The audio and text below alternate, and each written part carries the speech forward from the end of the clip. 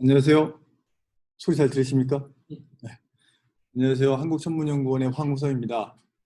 이번 시간에는 관측 천문학 외부나 우주론 관련해서 두 번째 시간으로 저번에 한 걸 이어서 하도록 하겠습니다. 박재문 선생님께서 어제 말씀해 주셨는데 나이가 들면서 슬라이드 숫자가 점점 줄어든다고 하셨는데 지금 현재 109장이 있습니다. 그래서 109장을 2시간 동안 이제 한번 쭉 가보도록 하겠습니다. 그래서 전에 말씀드렸듯이 이 강의의 목표를 다시 한번 점검하고 가자면은 우리는 관측 데이터로부터 어떻게 과학적인 결과를 이끌어내는지 특별히 이제 측광과 분광 탐사 자료로부터 그래서 이끌어내는지에 대해서 이제 이해를 해보자라는 게 목표가 되겠고, 첫 번째 시간에는 우리가 이제 H나 텐션에 대해서 H나 텐션을 이해하기 위해서 관련된 외부의 거리 측정과 그다음에 레드시프트 측정 방법에 대해서 같이 좀 살펴봤고, 오늘 말씀드릴 내용은 그래서 그 탐사 자료로부터 은하의 물리량을 구하는 방법 중에서 특별히 스타 포메이션 레이트에 대해서 먼저 한번 짚고 넘어가고, 두 번째로는 어떤 특별한 천체, 어떤 싱글 오브젝트로 우리가 우주론과 은하 형성에 대해서 얘기할 수 있는지에 대해서 말씀을 드리도록 하고, 현재 진행되고 있는 또 앞으로 진행될 측광, 분광 탐사에 대해서 같이 한번 쭉 살펴보는 시간을 갖도록 하겠습니다.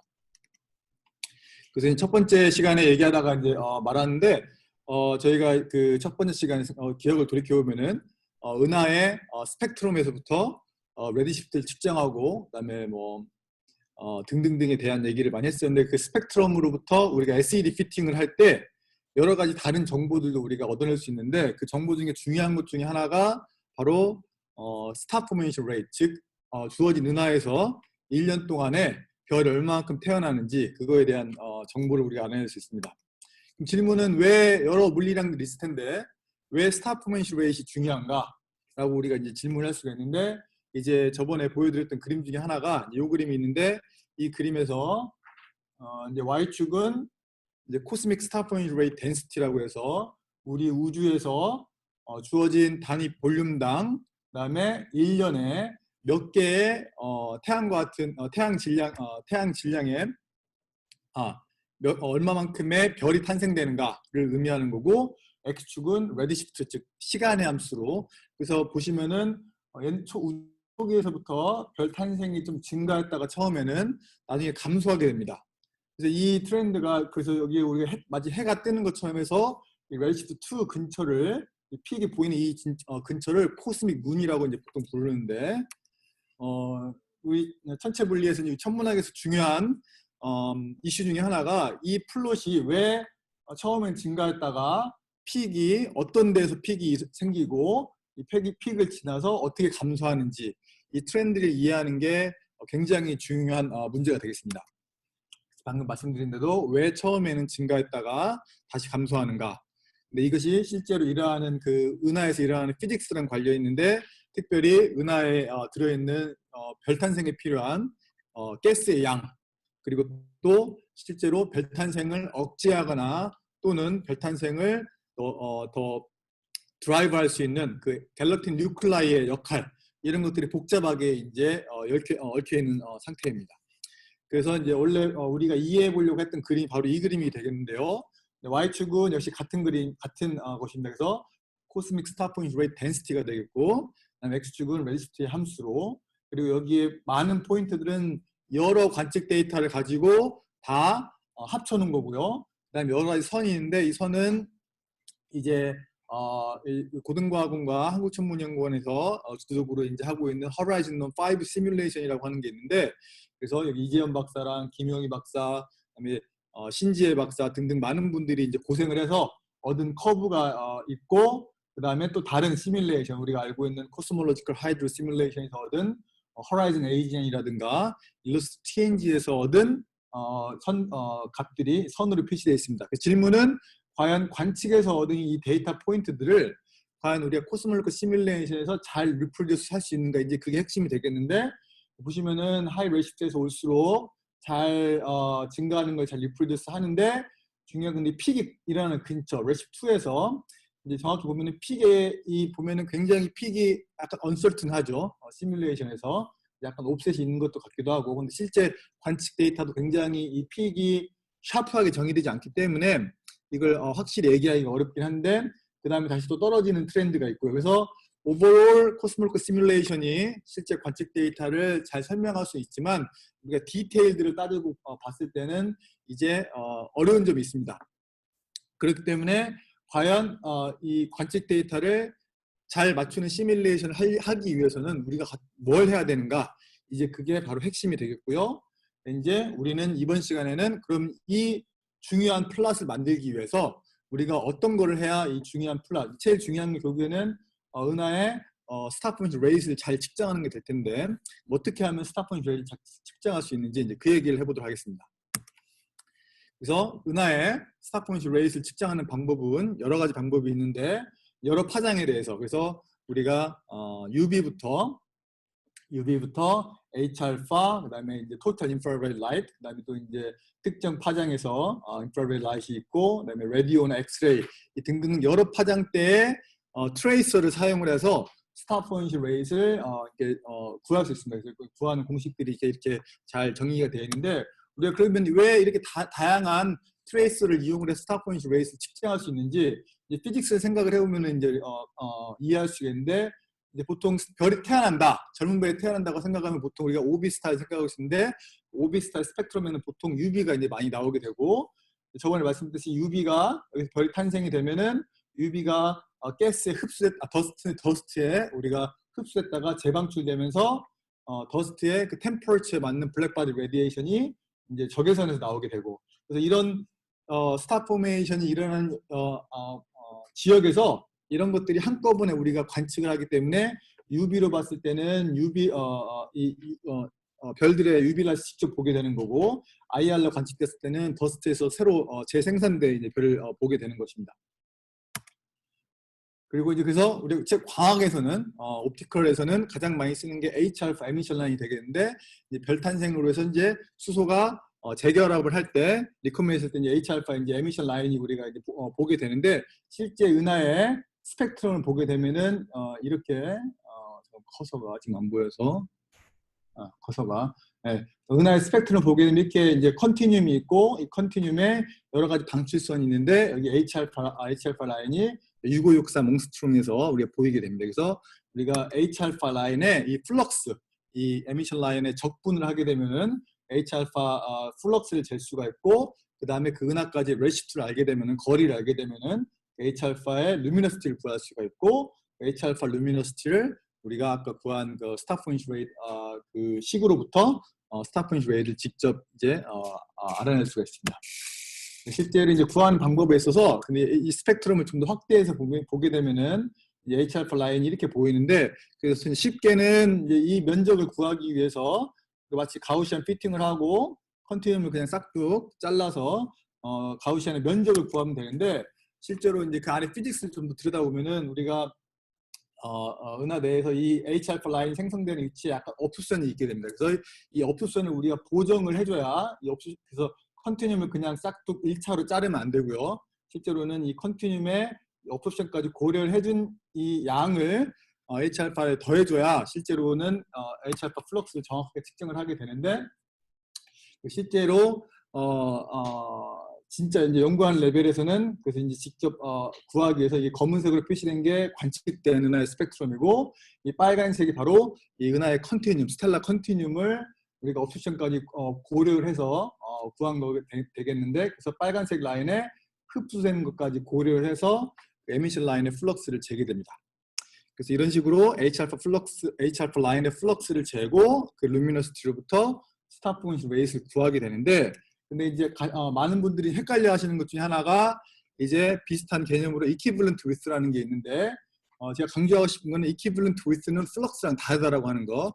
그래서 실제로 우리 이퀴블런트 위스의 정의를 한번 돌이켜 보면은, 이제 여기에 y축을 어떤 스펙트럼 인텐시티라고 했을 때 파장에 따라서 이퀴블런트 위스 W는 뭐냐면은 이 은하의 스펙트럼이라고 하는 거를 FC가 컨티듐입니다. 그래서 컨티듐으로 빼고 이 컨티듐으로 나눈 값을 적분한 거기 때문에 실제로 라인의 그 플럭스를 컨티뉴움으로 나눈 값이 됩니다. 그러니까 컨티뉴움으로 나눈 값, 컨티뉴움에 비해서 얼마만큼 라인이 돼 있느냐를 의미하는 거기 때문에, 그래서 이거는 이제 피지컬리 보통 얘기를 하게 되면은 이 라인 플럭스를 그냥 스타 포메이션 레이트라고 하면은 스타 포메이션 레이트를 컨티뉴에 비해서, 컨티뉴는 스텔라 매스 인디케라고 생각을 하면은, 그래서 이퀴블런트 위스는 스타 포메이션 레이트 per 스텔라 매스로 우리가 생각을 하면 됩니다. 그래서 이거는 우리가 보통 스페시픽 스타 포메이션 레이트라고 부르기 때문에 이 양은 H알파 플럭스에서 재는 스타 포메이션 레이트과는 다릅니다.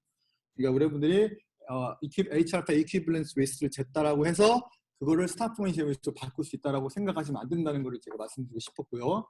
실제 관측 데이터에서 보시게 되면은 여기 Y축은 점 하나는 은하 하나를 의미하게 되어 있고요. SDS 은하 같은 경우에 Y축은 스타 포메이션 레이트이 되겠고, X축은 은하의 스텔라 매스. 이건 이제 김은빈 박사가 SDS 은하에 대해서 바가 있는 은하와 바가 없는 은하에 대해서 이제 그림을 그린 건데, 이거 보여드리면은 여기 위쪽에 있는 걸 우리가 보통 스타 포밍 갤럭시로 부르고, 아래쪽에 있는 걸 콰이어슨 갤럭시라고 부르는데, 그래서 스타 포메이션 레이트는 보통 스타 포밍 갤럭시에 한해서는 은하의 질량에 비례하게 됩니다. 은하가 질량이 커질수록 스타 포메이션 레이트가 커집니다. 근데 여기 스타 포메이션 레이트를 매스로 나눈 값, 즉 스페시픽 스타 포메이션 레이트, 아래 패널에 이 스페시픽 스타 포메이션 레이트를 플러스 하게 되면은 반대로 이 스페시픽 스타 포메이션 레이트는 질량이 커질수록 줄어들게 됩니다. 그러니까 위에 거는 H알파 라인 플럭스 직접 재는 양이고, 아래쪽은 이퀴블런트 위스에서 우리가 추론할 수 있는 값이기 때문에 서로 양상이 다르다는 거죠. 즉 정리하면 이퀴블런트 위스와 플럭스는 다르다는 것을 꼭 기억을 해주시면 좋겠습니다.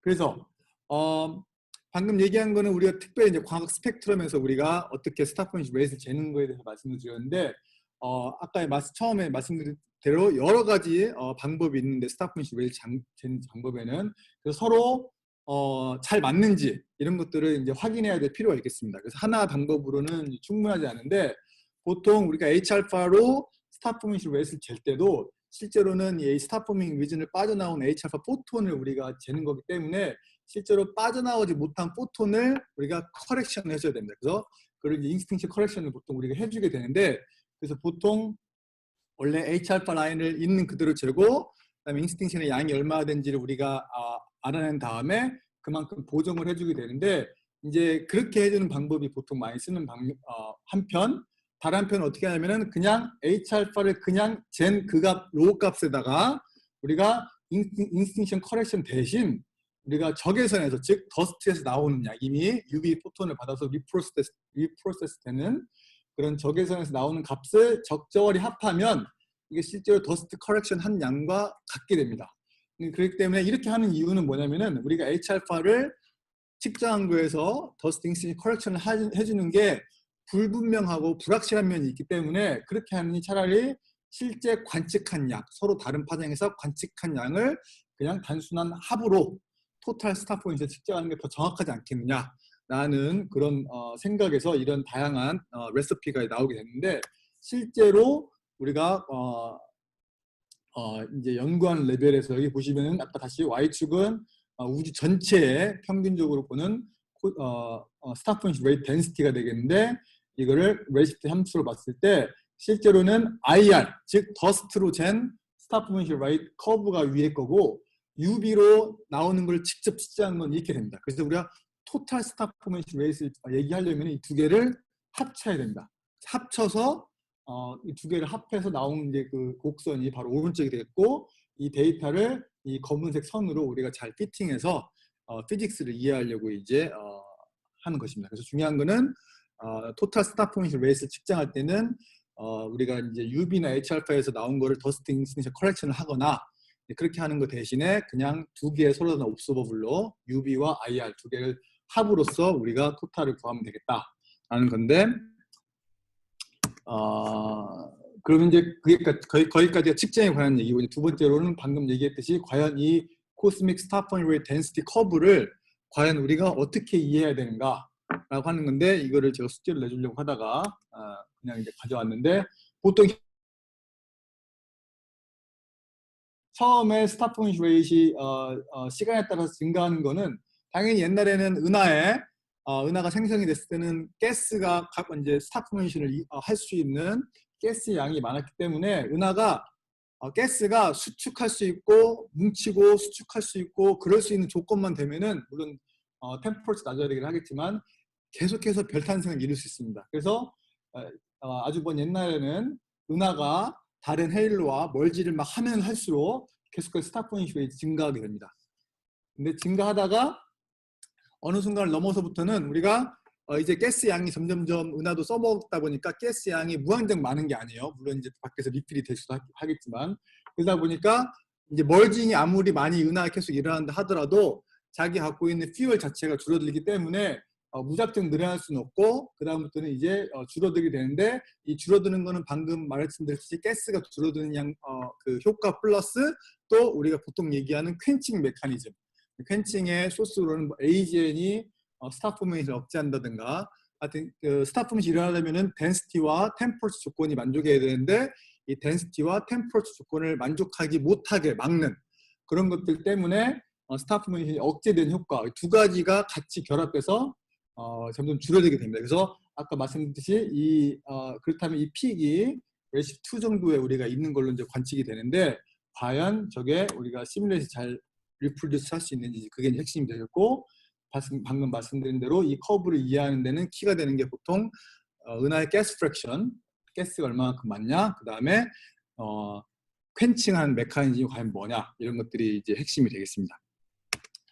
방금 말씀드린 대로 과연 이 관측 데이터가 이렇게 우리가 알고 있는데 그럼 과연 시뮬레이션에서 이걸 잘 리프로듀스 할 수 있는가 그게 이제 핵심이 되겠죠.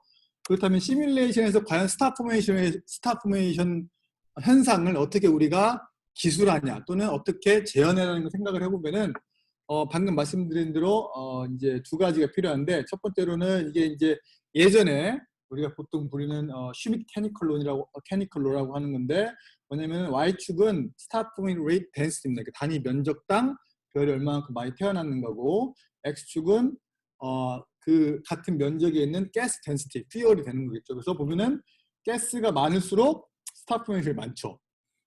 그러니까 너무나 당연하게 가스가 많은 지역에 스타 포메이션이 많기 때문에 가스 덴시티 함수로 스타 포메이션 레이트를 우리가 생각하면 되는데 이게 이제 옛날에 점들은 이제 관측 데이터인데 점점 관측을 더 정교하게 하다 보니까 이게 덴시티만이 스타 포메이션 레이트를 결정한 함수가 아니다 라는 사실을 알게 되면서 여기 보시면은 Y축에는 스타 포메이션 레이트가 있고 X축에는 역시 가스 덴시티인데 여기 보시면 알겠지만 이게 유니버셜하게 하나의 선에 떨어지는 게 아니라 이 같은 주어진 가스 덴시티에서도 굉장히 스캐터가 큽니다. 근데 이 스캐터는 어떤 사람들은 저게 바이모달리티가 있다. 그래서 아래쪽에 이 선을 따라가는 것들은 주어진 가스 덴시티에 단순히 그냥 디스크 스타 포메이션 하는 그런 롤을 따라가는 은하들이 있는 반면에 여기 위쪽에 올라가는 거는 격렬하게 스타 버스트라고 부르는 그래서 주어진 가스 덴시티에 비해서 이 메인 시퀀스 스타 포메이션보다 훨씬 더 높게 더 큰 양의 스타 포메이션이 일어나는 바이모달리티가 있다라고 하는 사람도 있는데 이건 아직 좀 더 논쟁 중이고요. 그래서 이거를 그럼 유니버설하게 만들 수 없는가? 라고 사람들이 생각을 했을 때 이 실제로는 스타 포메이션이 일어나면 가스가 이제 안쪽으로 들어와야 되니까 그래서 이거를 X축을 가스 덴시티를 다이나믹 타임 스케일은 가스가 은하 내에서 이제 인포를 시작해서 이제 안쪽까지 들어오는 그 타임 스케일로 나눠지게 되면 이게 유니버설하게 딱 합쳐지게 됩니다.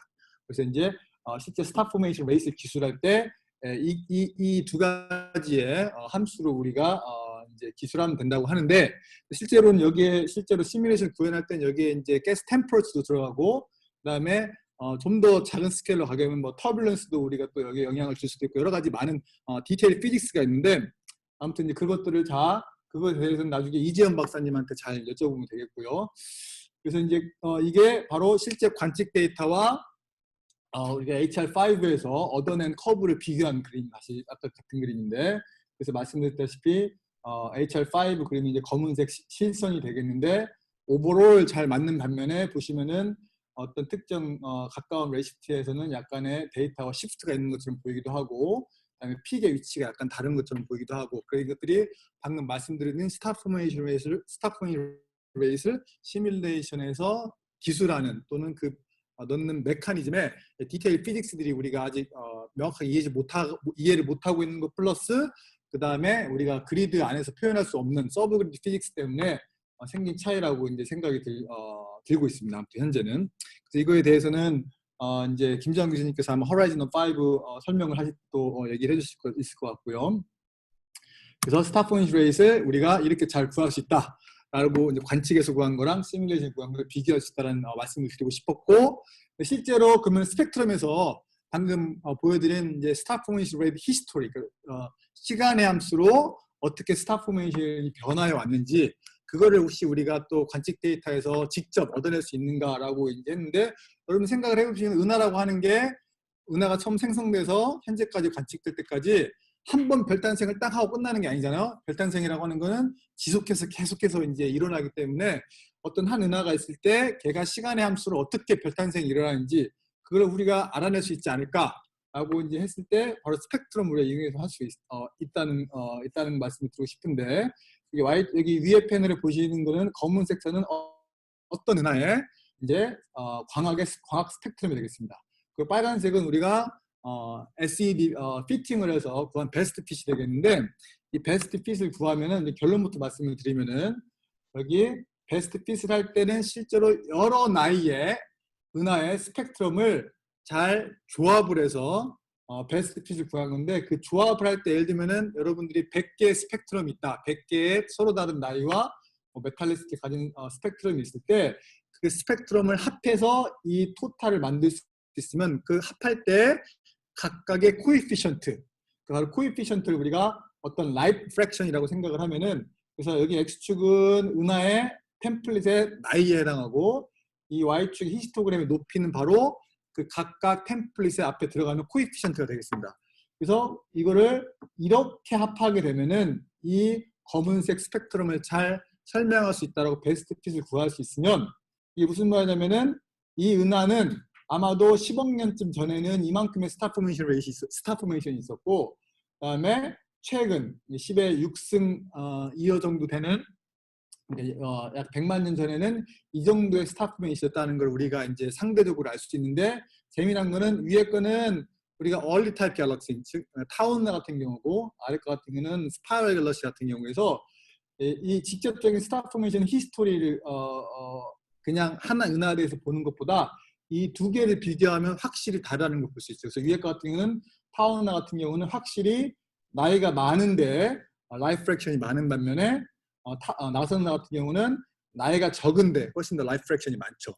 그러니까 이 말은 바로 광학에서 구한 스펙트럼에서부터 우리가 그 은하가 어떤 별 탄생 과정을 거쳐왔는지까지도 우리가 구할 수 있다라고 하는 것을 말씀드리고 싶은데, 실제 어떤 이런 얘기를 어떻게 하냐라고 좀만 더 들여다보면은 한 가지 스탈라이트라고 하는 프로그램이 있는데, 방금 말씀드린 대로 이제 뭐 이렇게 브루지안 샬롯이라고 하는 스텔라 파퓰레이션 모델을 보면은 우리가 여기 말씀드린 대로 이게 나이가 11기가 2호짜리, 나이가 1.4기가 2호짜리, 나이가 100메가짜리 각각의 스펙트럼이 있습니다. 그래서 이 스펙트럼을 템플릿 삼아서 아까 말씀드린 대로 이 나이가 15개짜리 예를 들면은 메탈리스트 6개 곱하면 90개의 템플릿이 있는 거죠. 그래서 90개의 템플릿을 잘 더해서 아까 은하의 스펙트럼을 피팅을 하게 되는 겁니다. 그래서 90개 스펙트럼의 앞에 코에피션트가 결국에는 은하의 스타 포메이션 히스토리를 얘기해 준다. 이런 식이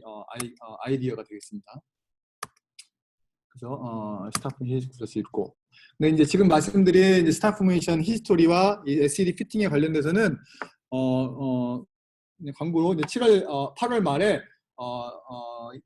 천문연구원에서 이제 주도하는 서브밀리미터 스쿨이 있는데, 서브밀리미터 스쿨에서 우리가 SED 피팅을 어떻게 대해서 은하의 파라미터 외부 특별히 이제 은하에서 물리를 어떻게 구하는지에 대한 얘기를 좀 더 자세히 할 거니까 그때 좀 더 보시면 되겠고, 또 하나 이제 강조하고 싶은 얘기는, 그래서 옵티컬 우리가 스펙트럼에서 또 여러 가지 물리량을 꺼내는 거에 대해서 제가 이제 소개를 드렸는데, 여기 보시면은 나선 은하의 옵티컬 스펙트럼이 있고 타운 은하의 옵티컬 스펙트럼이 있는데 보면 굉장히 다르죠. 굉장히 다른데 제가 말씀드리고 싶은 거는 이거는 빙산의 일각에 불과하다는 걸 말씀드리고 싶습니다. 그래서 보시면은 실제로는 은하 이게 y축은 이제 루미너시티가 되어 있고 x축은 파장인데 지금 우리가 보고 있는 영역은 옵티컬 스펙트럼 요만큼밖에 안 되는데 이걸 다 펼치면은 이렇게 됩니다. 무슨 말이냐면은 UV부터 far infrared까지 굉장히 많은 은하의 컴포넌트가 서로 다르게 기여를 하고 있습니다. 그렇기 때문에 서로 다른 기여 때문에 은하의 스펙트럼은 굉장히 다양하고 이 스펙트럼과 그 안에 일어나고 있는 피지컬 메커니즘이나 피직스를 이해하기 위해서는 이 옵티컬만을 봐서는 우리가 굉장히 뷰가 좁을 수밖에 없고 이 전파장을 같이 놓고 봐야 우리가 그 은하에서 무슨 일이 벌어지고 있는지를 알 수가 있게 되고 이거에 대한 얘기는 서미트 스쿨에서 좀 더 자세히 얘기를 하도록 하겠습니다.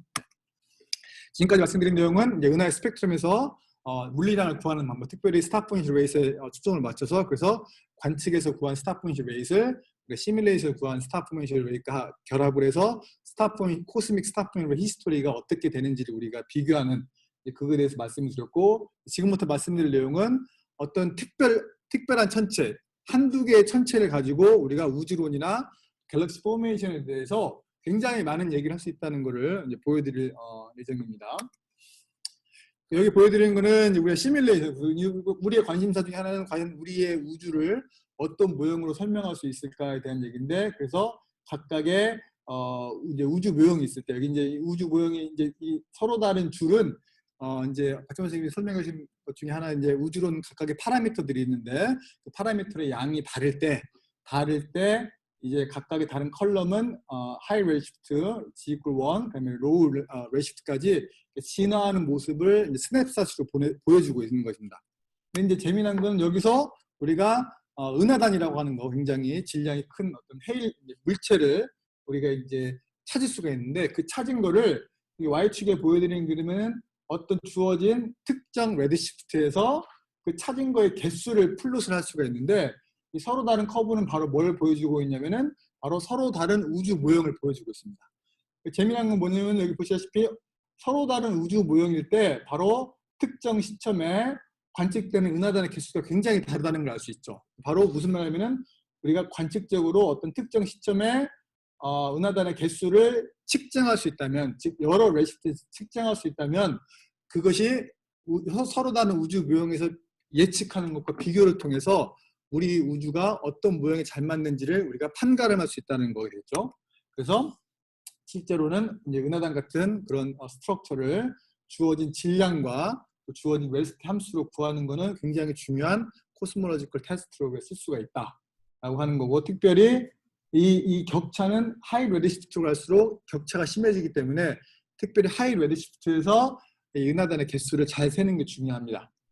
그래서 그걸 하기 위해서 많은 노력들이 있는데 제가 한 가지 언급하고 싶은 최근의 일 중에 하나는 2019년에 7월 13일에 발사된 로켓이 있는데 이 로켓이 뭐냐면은 바로 이 로지타라고 하는 엑스레이 텔레스콥을 론치하게 되는데, 여러분들 이제 많이 들어보신 엑스레이 위성에는 찬드라와 XMM 뉴턴이 현재 활동하고 있는 건데 그거는 포인팅 옵서베이션을 위한 거고, 이 전에는 로셋이라고 하는 올스카이를 위한 인공위성이 있었는데 로셋이 굉장히 오래됐기 때문에 새로운 새롭게 엑스레이로 전천을 서베이하는 게 필요하다고 해서 이게 꼭 30년 만에 서로 이제 발사가 됐습니다. 그래서 여기 보여드리고 있는 이 그림이 바로 이 로지타로 관측을 한 전천 영상을 보여주고 있는데, 실제로 굉장히 밝게 빛나는 이 소스들을 아이덴티파이 해보게 되면은 여기 보시면은 위쪽에 버그 클러스터, 우리 이제 은하단에서 은하단 핫개수로부터 엑스레이가 나온다고 잘 알고 있기 때문에 이제 버그 클러스터도 있고 저기에 코마 클러스터도 있고 그다음에 펄사도 있고 굉장히 다양한 소스들이 전천에 분포되어 있다는 것을 우리가 잘 이제 볼 수가 있습니다. 왜냐면은 이제 그래서 포인트는 엑스레이로 은하단을 아이덴티파이하는 게 굉장히 효율적이다라고 이제 말씀을 드리고 싶었던 거고, 그다음에 이거는 투매스 레드시프트 서베이라고 하는 거로부터 우리 가까운 우주에서 이제 라지 스케일 스트럭처라고 하는 거를 이제 아이덴티파이 한 거를 이제 보여주고 있는데 이 로지타 팀에서 얘기하기를 실제로 엑스레이 이 맵을 엑스레이 서비가 끝난 건 아닌데 엑스레이 맵을 잘 보게 되면 라지 스케일 은하들의 라지 스케일 스트럭처랑 잘 커레스판던스가 있다라고 하는 거를 이 사람들이 이제 얘기를 하고 있습니다. 물론 이제 앞으로 그렇게 될 건데 이게 이런 힌트가 있기 때문에 우리가 엑스레이 서베이 자료를 이용을 하면은 거기로부터 은하단을 쉽게 아이덴티파이 할 수가 있고 그 은하단을 가지고 우리가 우주 거대 구조를 연구할 수 있다라는 거를 이제 말씀을 드리고 싶었고, 그리고 실제로 이 로지타가 이제 올스카이 서베이를 하는데 올스카이 서베이를 끝냈을 때 그 뎁스가 어떻게 될 것인가를 현재 좁은 영역을 가지고 미리 테스트를 했습니다. 그래서 지금 보여드리고 있는 이 그림이 이 140 스퀘어 디그리에 대한 이 영역을 굉장히 깊게 관측을 해서 이게 나중에 이 로지타가 올스카이를 했을 때 올스카이의 평균적인 뎁스다라고 하는 걸 보여주고 있는데, 여기서 이 사람들이 소스를 아이덴티파이 한 게 빨간색으로 표시된 게 소스로 아이덴티파이 한 건데 굉장히 많은 소스들을 아이덴티파이 할 수 있죠. 여기에는 은하단도 있고 당연히 AGN도 있고 이제 많은 엑스레이가 있는데, 여기 보시면은 이미 옵티컬리 컨펌드 된 갤럭시 클러스터가 레시프트 0.1에서 레시프트 1.1까지 쉽게 찾을 수 있다. 이 말은 아까 제가 말씀드린 대로 은하단이 레드시프트 함수로 어떤 질량에 있어서 몇 개 있는지를 카운트하게 되면은 그게 바로 우주론을 판가름하는 데 중요한 도구로 사용할 수 있기 때문에 이 자료가 굉장히 유용할 거라는 것을 이제 말씀드리고 싶은데, 실제로 그걸 사용한 예가 있습니다. 이로지타가 아니지만 찬드라를 이용해서 여기 보여드리는 경우는 이제 Y축은 은하단에 주어진 볼륨에 대한 개수고요. X축은 은하단의 질량이 되겠습니다. 그래서 이 검은색 동그라미로 표시된 거는 실제 레시프트가 0.025에서 0.25까지 가까운 영역에서 은하단의 개수를 질량의 함수로 이렇게 표시한 거가 되겠고요. 파란색은 약간 더 먼 우주에서 0.5에서 0.9 사이에 실제 관측을 찬드라로 관측한 거를 표시하고 있고, 이 베스트 핏 라인, 이 베스트 핏 라인은 아까 말씀드린 대로 특정 우주 모형을 가정했을 때, 이 경우는 오메가 람다가 0.25이고 오메가 람다가 0.75인 경우를 가정했을 때 베스트 핏입니다. 그런데 재미나게도 이 베스트 핏을 커브를 우리가 만약에 다른 우주를 가정했을 때, 예를 들면 오메가 람다가 0인 우주를 가정했을 때 G= 제로에서는 잘 맞출 수 있지만 G= 0.59 이 사이에 이 프리딕션을 보면은 여기에 떨어지게 됩니다. 무슨 말이냐면 실제 관측 데이터랑 차이가 있죠. 그 말이 바로 이 우주 모형이 틀렸다라고 하는 걸 바로 보여줄 수 있는 굉장히 중요한 예가 되겠습니다. 그래서 정리하면은 은하단의 레시프트 함수로 은하단의 개수를 카운트하면은 우주 모형을 판가름하는 데 도움이 될 거다라는 거고, 지금까지 보여드린 거는 지금도 맞으면 이제 많은 은하를 관측을 해서 통계적으로 분석하는 게 필요한데, 이제부터는 가장 먼 데 있는 은하단 하나를 발견하거나 또 굉장히 무거운 천체 하나를 발견하거나 그게 우주론적으로 어떤 의미가 있는지 그런 거에 대한 얘기를 좀 이제 해보도록 하겠습니다. 그래서 이제 무슨 얘기는 결국은 은하단이 굉장히 또 중요한 도구가 되겠는데요. 여기 보여드린 그림은 코스모스 필드라고 하는 우리가 하늘의 빈 영역에서 어떤 은하의 넘버 덴시티, 개수, 밀도 지도를 그립니다. 맵을. 여기 보시면 여기 뭔가 많이 모여있는 게 보이죠, 은하가. 그래서 봤더니 얘가 은하단입니다. 은하단인데 레시프트 2.5에 있는 은하단인데, 이게 레시프트 2.5에 있는 게 왜 특별하냐면은 엑스레이로 디텍이 된 가장 먼 은하입니다. 그래서 엑스레이 디텍트되는 게 왜 중요하냐면은 엑스레이로 디텍이 되려면은 은하단이 충분히 매시브하고 충분히 릴렉스 돼서 핫가스가 발달해서 핫가스에서 엑스레이를 우리가 관측할 수 있어야 얘가 충분히 릴렉스된 매시브한 헤일로다 라고 우리가 이렇게 얘기를 할 수 있기 때문에 이걸 발견하는 게 중요한 건데, 그래서 현재까지 발견된 가장 먼 엑스레이 디텍션이 된 은하단이 레시프트 2.5에서 발견이 됐다. 그래서 실제로 분광 관측으로 그 은하단에 있는 멤버들까지 분광 관측을 했을 때 무려 17개나 그 안에 이제 은하들이 분광 관측을 했고, 그 안에 이제 콰이어스턴 갤럭시도 있고 스타폰 갤럭시도 섞여 있는데 질량이 약 10에 14승 정도 가까이 가는데, 이 오른쪽에 보여드리고 있는 그림이 이 은하단을 확대해서 봤을 때 각각의 멤버들을 분광 관측을 통해서 구한 레시프트를 보여주고 있는 겁니다. 그래서 실제로 은하들이 이 레시프트에서 많이 모여있는 것은 많이 발견이 됐습니다. 은하들이 많이 모여있는 거죠. 은하단의 후보는 많은데 엑스레이로 디텍션이 된 거는 이게 이제 이 레시프트에서 유일한 겁니다. 그래서 그게 이제 중요한 의미를 갖고 있는데, 이게 왜 우주론적으로 왜 중요하냐? 왜 중요하다고 질문했을 때 우리가 이제 확률을 계산해 볼 수가 있는데, 무슨 확률을 계산해 볼 수 있냐면은 이렇게 질량을 가진 지배 질량이 13.9승 13. 로그로 13.9 정도 되는 이런 이제 우리가 이제 다크메 테일러라고 부르는 이제 은하단을 이제 싸고 있는 큰 이제 물체를 얘기했을 때 그 다크메 테일러가 레시피 2.5에서 이 질량을 가진 게 발견될 확률을 우리가 계산해 볼 수 있는데 이 확률이 바로 1%다. 1%라는 얘기는 우리가 보통 3시그마 얘기하면 99% 이상, 99.8%를 얘기하기 때문에 1%면은 3시그마는 되는 게 아닙니다. 그래서 1%라고 하면은 그다지 이상한 건 아닙니다. 우리가 못 찾을 거 아닌데 1%인 게 굉장히 확률이 적은데 우리가 우주론이 잘못됐다라고 얘기할 정도만큼의 확률은 아니다라고 우리가 얘기할 수 있는 겁니다. 그렇기 때문에 가장 먼 데서 어떤 은하단을 발견하고 그 은하단의 질량을 재서 그 질량을 가진 은하단이 그 레드시프트에 발견될 확률을 어떤 우주 모형에서 우리가 계산을 해서 그게 과연 확률이 얼마만큼 작으냐. 너무 작으면은 뭔가 좀 이상하다라고 우리가 의심을 할 수 있는 거죠. 이런 식의 의미로 우리가 얘기할 수 있는 거고 그게 바로 우주론으로 갖는 의미고 또 하나 은하 형성, 스트럭처 포메이션에서 관련된 거 재미난 얘기는 여기 우리가 은하단 생각하면은 로컬 은하단은 대부분 은하단의 중심에 BCG라고 가장 밝은 은하가 있고 대부분 다 타원 은하가 있습니다. 그렇죠? 근데 이 하이레드시프트 같은 경우는 희한하게 11개의 매시브 은하가 있는데 2개만 콰이어슨 갤럭시고 9개는 굉장히 스타 포메이션이 활발한 거예요. 근데 과연 이게 우리가 갤럭시 포메이션하고 이상한 거냐 안 이상한 거냐 생각을 해봤을 때는 이상한 것이 아닙니다. 왜냐면은 아까 말씀드렸듯이 하이 레드시프트로 갈수록 하이 레드시프트에서는 은하가 가스가 충분히 많기 때문에 은하가 많이 모여 있으면 활발한 인터랙션을 통해서 은하가 열심히 별 탄생을 할 수 있어요. 그렇기 때문에 하이 레드시프트로 가면은 은하단 지역에서 별 탄생이 많은 거는 이상한 일이 아니에요. 근데 로컬 유니버스로 왔을 때는 이미 은하가 가스를 다 많이 써먹었기 때문에 은하단의 중심 쪽에서는 인터랙션이 활발해도 스타 포메이션이 없기 때문에 우리가 다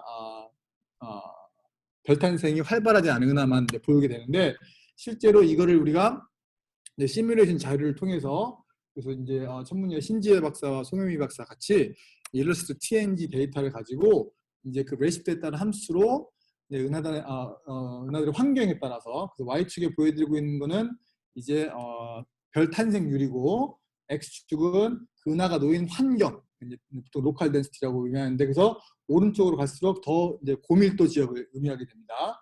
그래서 가까운 의역, 이제 니어바이 유니버스가 이제 빨간색 선이고 파란색이 SDS 관측인데 고밀도로 갈수록 스타 포인트를 줄어드는 거. 이제 우리 이게 잘 알고 있는 거죠. 근데 하이 레디시프트로 갈수록 재미나게도 고밀도로 갈수록 스타 포인트 레이션이 커지죠. 우리가 이걸 Reversal of the Star Formation Rate Density Relation이라고 보통 부르는데 이런 역전 현상이 일어나는 게 현재 우리가 생각하는 우주 모형에서 예상되는 일이고 아까 방금 찾은 그 은하단 같은 경우도 그 은하단 안에서 굉장히 별탄생이 활발하고 있기 때문에 우리가 생각하고 있는 거랑 다르지 않다. 그래서 은하 형성을 이해하는 데가 그 전체가 이상하지 않다라는 게 확인이 된 겁니다. 근데 반대로 우리 현재 우주 모형이 맞다면은 우리가 가까운 우주에서는 대부분의 은하단은 다 올드한 은하로만 구성이 돼야 되는데 만약에 우리가 가까운 우주에서 굉장히 젊은 은하들로 구성된 별탄생이 활발한 은하로 구성된 은하를 찾게 된다면 더 오히려 이상한 일이죠. 그래서 이 연구가 그런 경우를 찾은 건데 제목이 뭐 있어요? Young Galaxy Cluster in the Old Universe. 그래서 SDS 데이터를 가지고 은하단을 찾았어요. 그래서 여기 보시면은 이제 공간 분포로 점 하나가 은하를 의미하고요. 그래서 은하단은 은하들을 이제 Friends of Friends라고 하는 그 방법으로 찾아서 은하단을 찾았는데 여기 보면 뭐가 은하단 있는 것 같죠? 재미나게도 이 찾은 은하단의 멤버들을 이제 Y축은 스타 포인트 레이트, X축은 스텔라 매스를 했을 때 선을 딱 나누면 이 위쪽에 올라가는 거는 스타 포밍 갤럭시로 분류할 수 있고 아래쪽에 내려가는 것들은 콰이어슨 갤럭시로 분류할 수가 있는데 그래서 뭘 해봤냐면 이 은하단에 있는 스타 포밍 갤럭시의 프랙션을 계산해봤어요. 블루 갤럭시 프랙션. 그래서 Y축에 보여드리고 있는 그림이 한 은하단에 대해서 이런 스타 포메이션에 있는 그 은하들의 프랙션을 표시한 거고 X축은 여러 은하단에 대한 은하단의 속도 분산, 우리가 은하단의 질량으로 좀 생각할 수 있는 속도 분산을 봤을 때 희한하게 이 한 은하단만 이 보통 은하단들이 모여있는 지역에 비해서 굉장히 멀리 떨어져 있습니다. 통계적으로 봤을 때는 이게 이제 3시그마 라인은 스캡터 3시그마 라인에 위에 올라갔기 때문에 3시그마 이상 벗어나 있는 아웃라이어로서 굉장히 특이한 놈이다 라고 우리가 얘기할 수 있는데, 질문은 이제 어떻게 바운드를 잡느냐, 어떻게 우리가 블루 갤럭시를 계산하느냐에 따라서 이 값이 변할 수 있기 때문에 이게 정말 중요하냐 안 중요하냐는 판단을 할 수 있는 거는 똑같은 방법으로 시뮬레이션 데이터를 분석해 보는 거가 되겠죠. 근데 이 사람들께서 똑같은 방법으로 시뮬레이션 데이터를 분석을 못했지만, 이제 그 이유는 사용한 시뮬레이션 데이터가 이제 엠바드 시뮬레이션이라고 하는 건데, 이제 김정 교수님은 내일부터 설명을 해주실 건데, 이제 하이드로다이내믹스 넣지 않은, 별탄생을 넣지 않은 그런 시뮬레이션에서 이제 셈이라고 하는 거를 가져다가, 세미 애널리티컬 모델이라고 하는 거 가져다가 은하에 물리량을 입혀서 블루 갤럭시 프랙션을 계산해봤더니 이 아래쪽에 모든 점들이 모였습니다. 그러니까 여전히 시뮬레이션에서 예측을 하는 대부분의 은하단들이 여기에 떨어지는데, 실제 관측한 이 은하단은 이렇게 벗어나 있습니다. 그러니까 시뮬레이션에서 예측하는 것보다 벗어나고, 이거는 한 이제 갤렉티쿠스라고 하는 시뮬레이션이고, 이건 또 다른 시뮬레이션에서 봤을 때도 다른 시뮬레이션 예측하는 것보다 혼자 떨어져 있는 거겠죠. 그러니까 근데 시뮬레이션 예측하는 것보다 또 역시 다르다라고 하는 거가 중요한 포인트가 되겠는데, 방금 말씀드린 대로 이 시뮬레이션 자료는 실제로 별탄생을 제대로 고려한 시뮬레이션이 아니기 때문에 우리가 별탄생을 제대로 고려한 하이드로다이내믹스 넣은 시뮬레이션에서 과연 이렇게 아웃라이어가 나오는가 살펴보면 재밌는 일이겠죠? 이거는 여러분들이 해보시면 좋겠습니다. 근데 우리가 호라이즌 5 데이터가 있기 때문에 해보면 좋겠지만, 아쉽게 호라이즌 5는 로컬 유니버스까지 안 오기 때문에 여러분이 TNG 데이터나 이글이나 이런 현재 공개되어 있는 데이터로 이걸 살펴봐서 저 은하단이 정말 특별한지 한번 살펴보면 재밌을 것 같습니다. 방금 보여드린 거는 엑스레이 디텍이 된 은하단을 이제 보여드렸고, 그러면 그냥 엑스레이 디텍션이 없이 은하단에 모여있는 그런 경우에도 가장 멀리 찾을 수 있는 그런 은하의 집단이 뭐냐라고 하면 우리가 보통 그를 프로토클러스터라고 부르는데, 가장 현재까지 발견된 분간 관측으로 확인된 가장 먼 프로토클러스터는 레시프트 6.6에 있습니다. 여기 보여드리는 그림 중에 이게 색깔로 표시된 게 은하의 덴시티를 표시하는 건데, 레시프트 6.6이 여기 뭔가 범프가 있고, 그 같은 영역에 대해서 레시프트 5.7에서도 여기 하나 엑세스가 있습니다. 같은 필드에 대해서. 그래서 이제 레시프트 6.58호에서 이 오버덴시티를 찾았고, 이 오버덴시티의 정도가 약 평균 밀도에 비해서 14배 이상 된다. 그리고 이 오버덴시티의 이 프로토클러스터 질량이 약 4 곱하기 10의 11승 되는데, 여전히 이제 마찬가지로 아까 했듯이 과연 이 은하단이 우주론적으로 중요한 의미를 가지려면 쟤를 찾을 확률, 또는 제가 자라서 현재 유니버스의 어떤 천체가 될 것인지를 확인해 보는 방법이 있을 텐데, 이거는 시뮬레이션으로 확인을 해봤더니 얘가 현재 유니버스에 왔을 때 약 우리가 10의 14승이 되는, 질량이 10의 14승 되는 헤일로로 자랄 것이다. 버그 클러스터 같은 자랄 것이라고 우리가 시뮬레이션을 확인할 수 있었기 때문에 이 천체를 찾은 것도 굉장히 특이한 일이 아니다. 우주적으로 이상 문제가 있는 건 아니다라는 거 하고, 그 다음에 마찬가지로 이 안에 군집 안에 스타 포인트 레이스를 다 우리가 또 합쳐봤더니 이 스타 포인트 레이스의 양이 역시 이 평균보다 약 10배 이상 높아서, 우리가 아까 봤던 하이 레드시프트에서는 이렇게 밀도가 높은 지역에서는 스타 포인트가 높은 게 이상한 게 아니고, 역시 마찬가지로 그래서 문제가 없다라고 하는 게 이 프로토클러스터 연구의 현재까지 결과입니다. 그래서 우리 한국에서도 이런 프로토클러스터 같은 걸 서치하는 연구를 이제 막 열심히 하고 있는데, 최근에 이제 저희가 관련된 이제 박찬봉 교수님 포함해서 고등과학원, 천문연 많은 사람들이 같이 노력을 해서 프로토클러스터를 시스테매틱하게 찾으려고 하는 이제 연구를 시작하고 있는데, 우리 뭐 보통 많이 쓰는 방법 중에 하나 보면은 네로우 밴드 이미징이라는 게 하는 게 있는데, 그래서 여기 보여드린 거는 X축 파장입니다. 파장이고, 하이 레드시프트에서 우리 라이만 알파 에미션이 가장 많이 이제 발견이 은하에서 나오게 되는데, 그 라이만 알파라고 하는 이 방출선이 우리가 이 파란색으로 표시된 게 네로우 밴드 필터의 필터 리스판스 펑션인데, 이 라이만 알파가 이런 데 떨어지면은 제가 이 네로밴드 필터를 사용해서 아무리 관측해도 관측이 안 되겠죠. 근데 이 라이만 알파가 딱 여기에 파란색 들어올 때는 뭔가 딱 이 필터를 가지고 관측하면 뭔가 딱 뭔가 보이겠죠. 그래서 이런 식으로 내가 특정 파장대에 필터를 가지고 관측을 해서 뭔가 보이면 레스트 프레임 파장이 1216이니까 1216이 레스트 된 게 이 경우는 3727이면 레스트 한 2 정도 됩니다. 이 정도.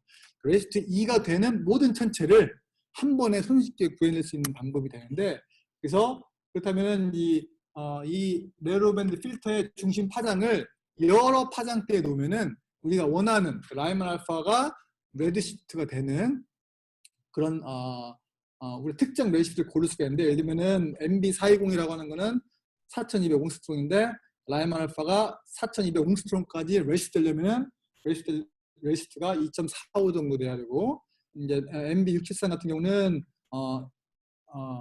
이 필터를 사용을 하게 되면 라이만 알파가 4.5만큼 레시스트 돼야 되기 때문에 4.5에 있는 은하를 한꺼번에 찾을 수 있는 그런 손쉬운 탐사가 되겠습니다. 그래서 네로밴드 이미징 서베이가 앞으로 할 계획이 있고, 그래서 이제 CTIO 4m 많은 경우 이용을 사용할 계획이고, 실제로 이런 식으로 네로밴드 이미징을 통해서 얻은 은하들을 하늘에서 찍어보게 되면은 이렇게 빨간색으로 표시되는 이제 오버덴시티가 보이는데, 이미 레이스트 3.7에 오버덴시티 3.7에 있는 프로토 클러스터를 이렇게 굉장히 이미징 관측으로 쉽게 찾을 수 있습니다. 분명 관측 안 해도 되게. 그래서 굉장히 좋은 방법이 되겠죠. 지금까지 얘기한 거는 은하단입니다.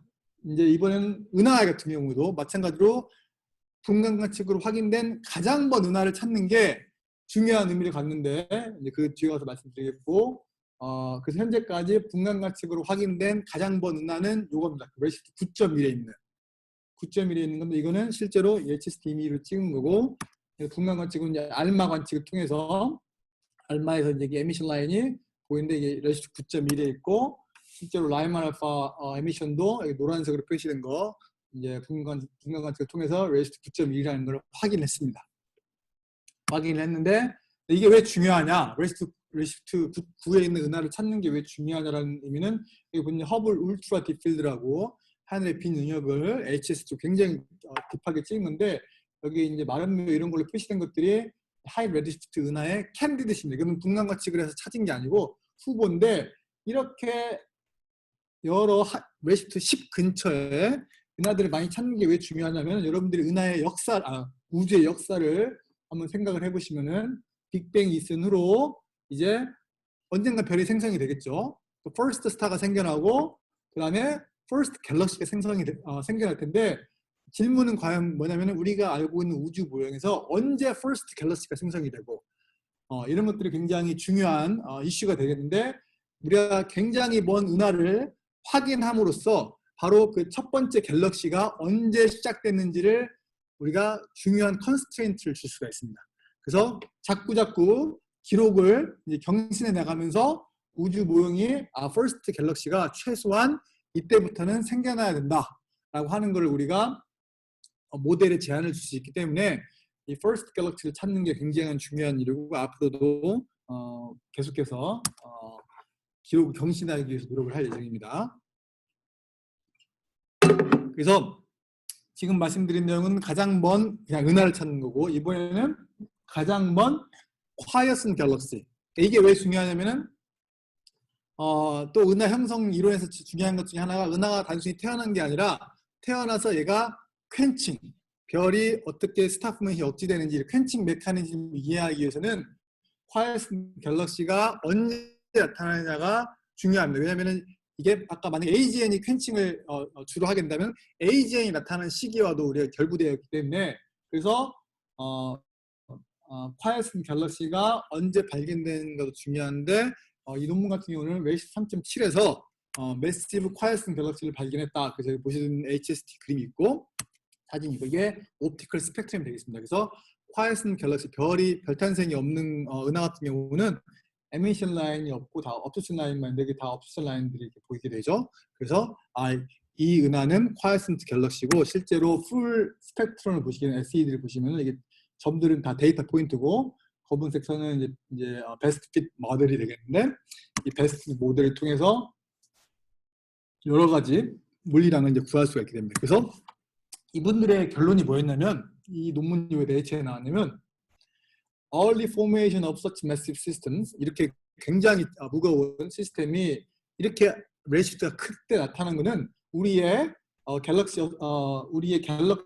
그러니까 우리의 은하 형성 모형에 굉장히 심각한 문제를 야기해서 심각한 수정이 필요하다라고 제기를 한 거예요. 그래서 3.7에서 이렇게 콰이에센트 갤럭시가 발견이 될 확률이 너무 적기 때문에 이거는 뭔가 문제가 있다라고 얘기를 했는데 그 다음 논문으로 다른 팀에서 저도 들어가고 많은 한국 사람들이 들어가는데 다른 분들이 이제 JCMT나 알마 관측을 이 은하에 대해서 해봤더니 이게 정말 콰이에센트 갤럭시라면은 스타 포메이션이 없다면 아까 얘기한 대로 이제 더스트가 있어도 더스트를 UV가 히팅을 통해서 IR 에미션이 나와야 되는데 그래서 IR 에미션이 안 나와야 됩니다. 이게 만약에 콰이에센트 갤럭시라면. 근데 알마랑 JCMT 관측을 해봤더니 이 은하가 이게 옵티컬 스펙트럼이고 이쪽에 이게 이제 5ER 4mm 되겠는데 여기 점이 두 개 찍혔죠. 무슨 5ER 데이터가 있어요. 5ER 관측을 했어요. 그 말은 뭔 말이냐면 이 은하가 IR 에미션 내고 있어요. 그 말은 무슨 말이냐면 이 은하에서 별 탄생이 현재 일어나고 있다라고 하는 증거로 생각할 수 있는데 그래서 이때 결론은 뭐냐면은 이 은하는 옵티컬 스펙트럼으로는 조용히 보이지만 실제로는 IR에서 무슨 일이 벌어지고 있다. 그렇기 때문에 콰이에센트 갤럭시가 아니다. 그래서 이 소스는 does not pose a challenge to current model of galaxy formation. 현재 은하 모형에 심각한 도전을 제기하지 않는다. 라는 결론을 내렸어요. 여기까지 하면은 첫 번째 했던 사람이 틀렸네라고 생각할 수 있죠. 그러나 또 한 번의 반전이 있는데 그래서 원래 처음에 제기했던 그 그룹에서 다시 논문을 썼습니다.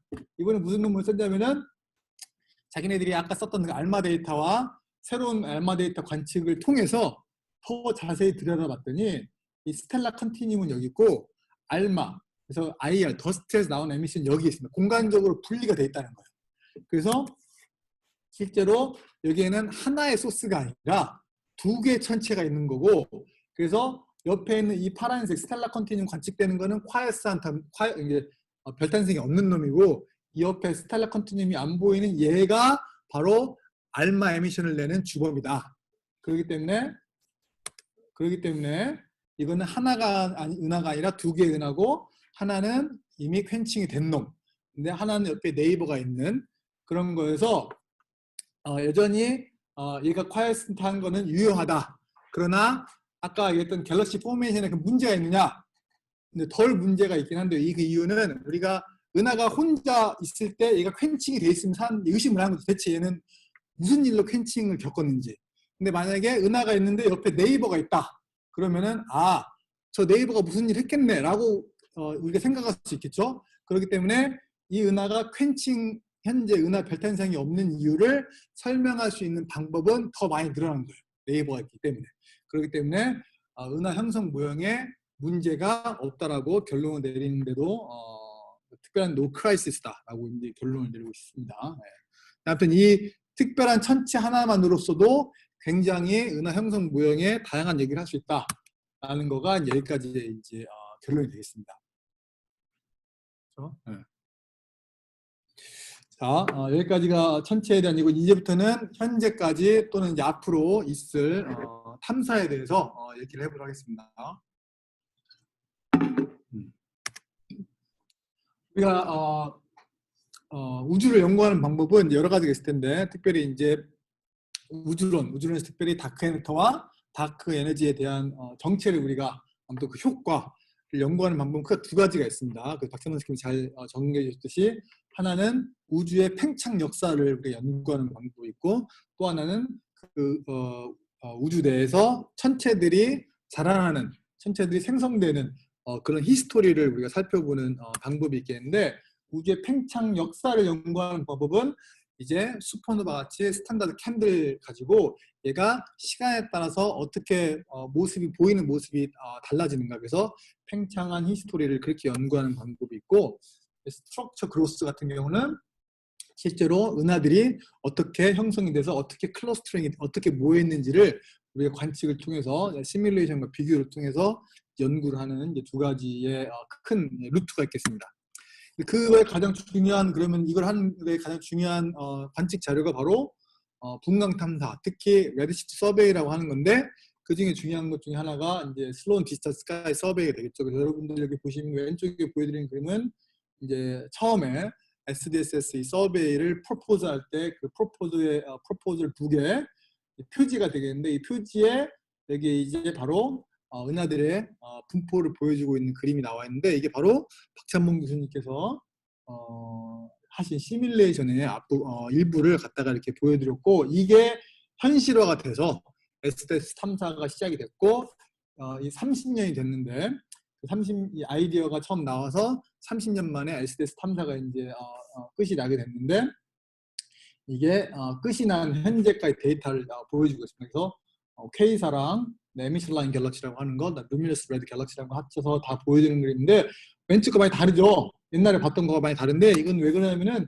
이게 보통 우리가 보는 오른쪽에 보여드리고 있는 게 보통 보는 SDS 데이터로 보여주고 있는 그림인데, 레시프트 레인지를 보게 되면 여기 0.6 이 정도밖에 안 돼요. 근데 지금 보여주고 있는 이 레시프트 레인지는 레시프트 2.75까지 됩니다. 그러니까 굉장히 먼 데까지 보는데, 이건 굉장히 서베이를 덴스하게 할 수 없어서 뭐 이렇게 특별한 거미줄 같은 모습이 안 보이긴 하지만, 중요한 거는 이렇게 먼 우주까지 우리가 분광 탐사를 통해서 은하 분포, 우주 거대 구조를 연구할 수 있다라는 말씀을 드리고 싶은 거고, 실제로 이런 분광 탐사는 굉장히 역사가 이제 깁니다. 그래서 저번에 어제 얘기했듯이 예전 7, 80년대부터 시작을 해서 이제 쭉 굉장히 많은 탐사가 있었고, 탐사를 이제 뭐 여러 가지로 정리를 해볼 수가 있는데, Y축 같은 경우는 탐사가 단위 면적당 우리가 얻는 은하의 스펙트럼이 몇 개냐, 그래서 Y축은 얼마나 이 탐사가 덴스하냐라는 것을 나타내주고, X축은 탐사가 얼마만큼 넓냐,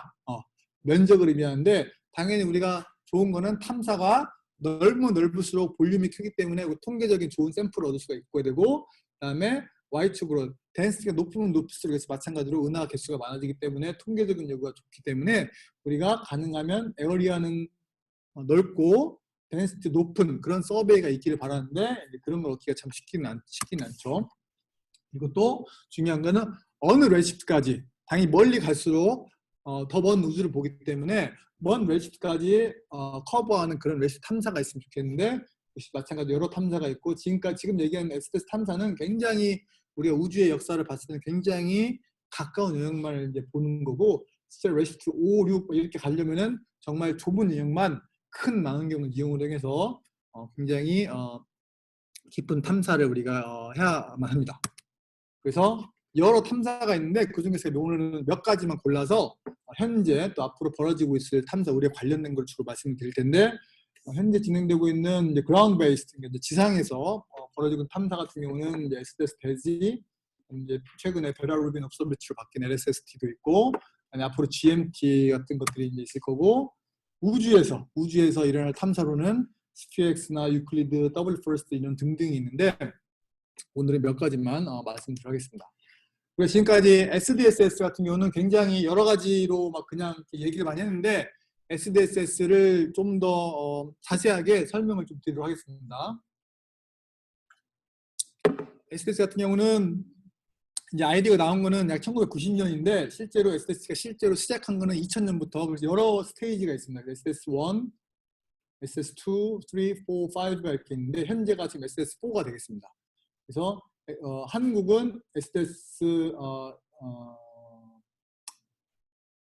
2부터 우리가 들어가서 활동을 했던 걸로 기억이 나고, 그리고 이 실제로 처음에 우리 SDS 시작할 때 이제 박찬문 교수님께도 중요한 역할을 하셨는데, 고등과학원에 우리가 모여서 많은 분들이 모여서 SDS 데이터를 어떻게 다루는지 같이 매주 스터디를 하고 공부를 하면서 자료를 익히고, 그리고 매년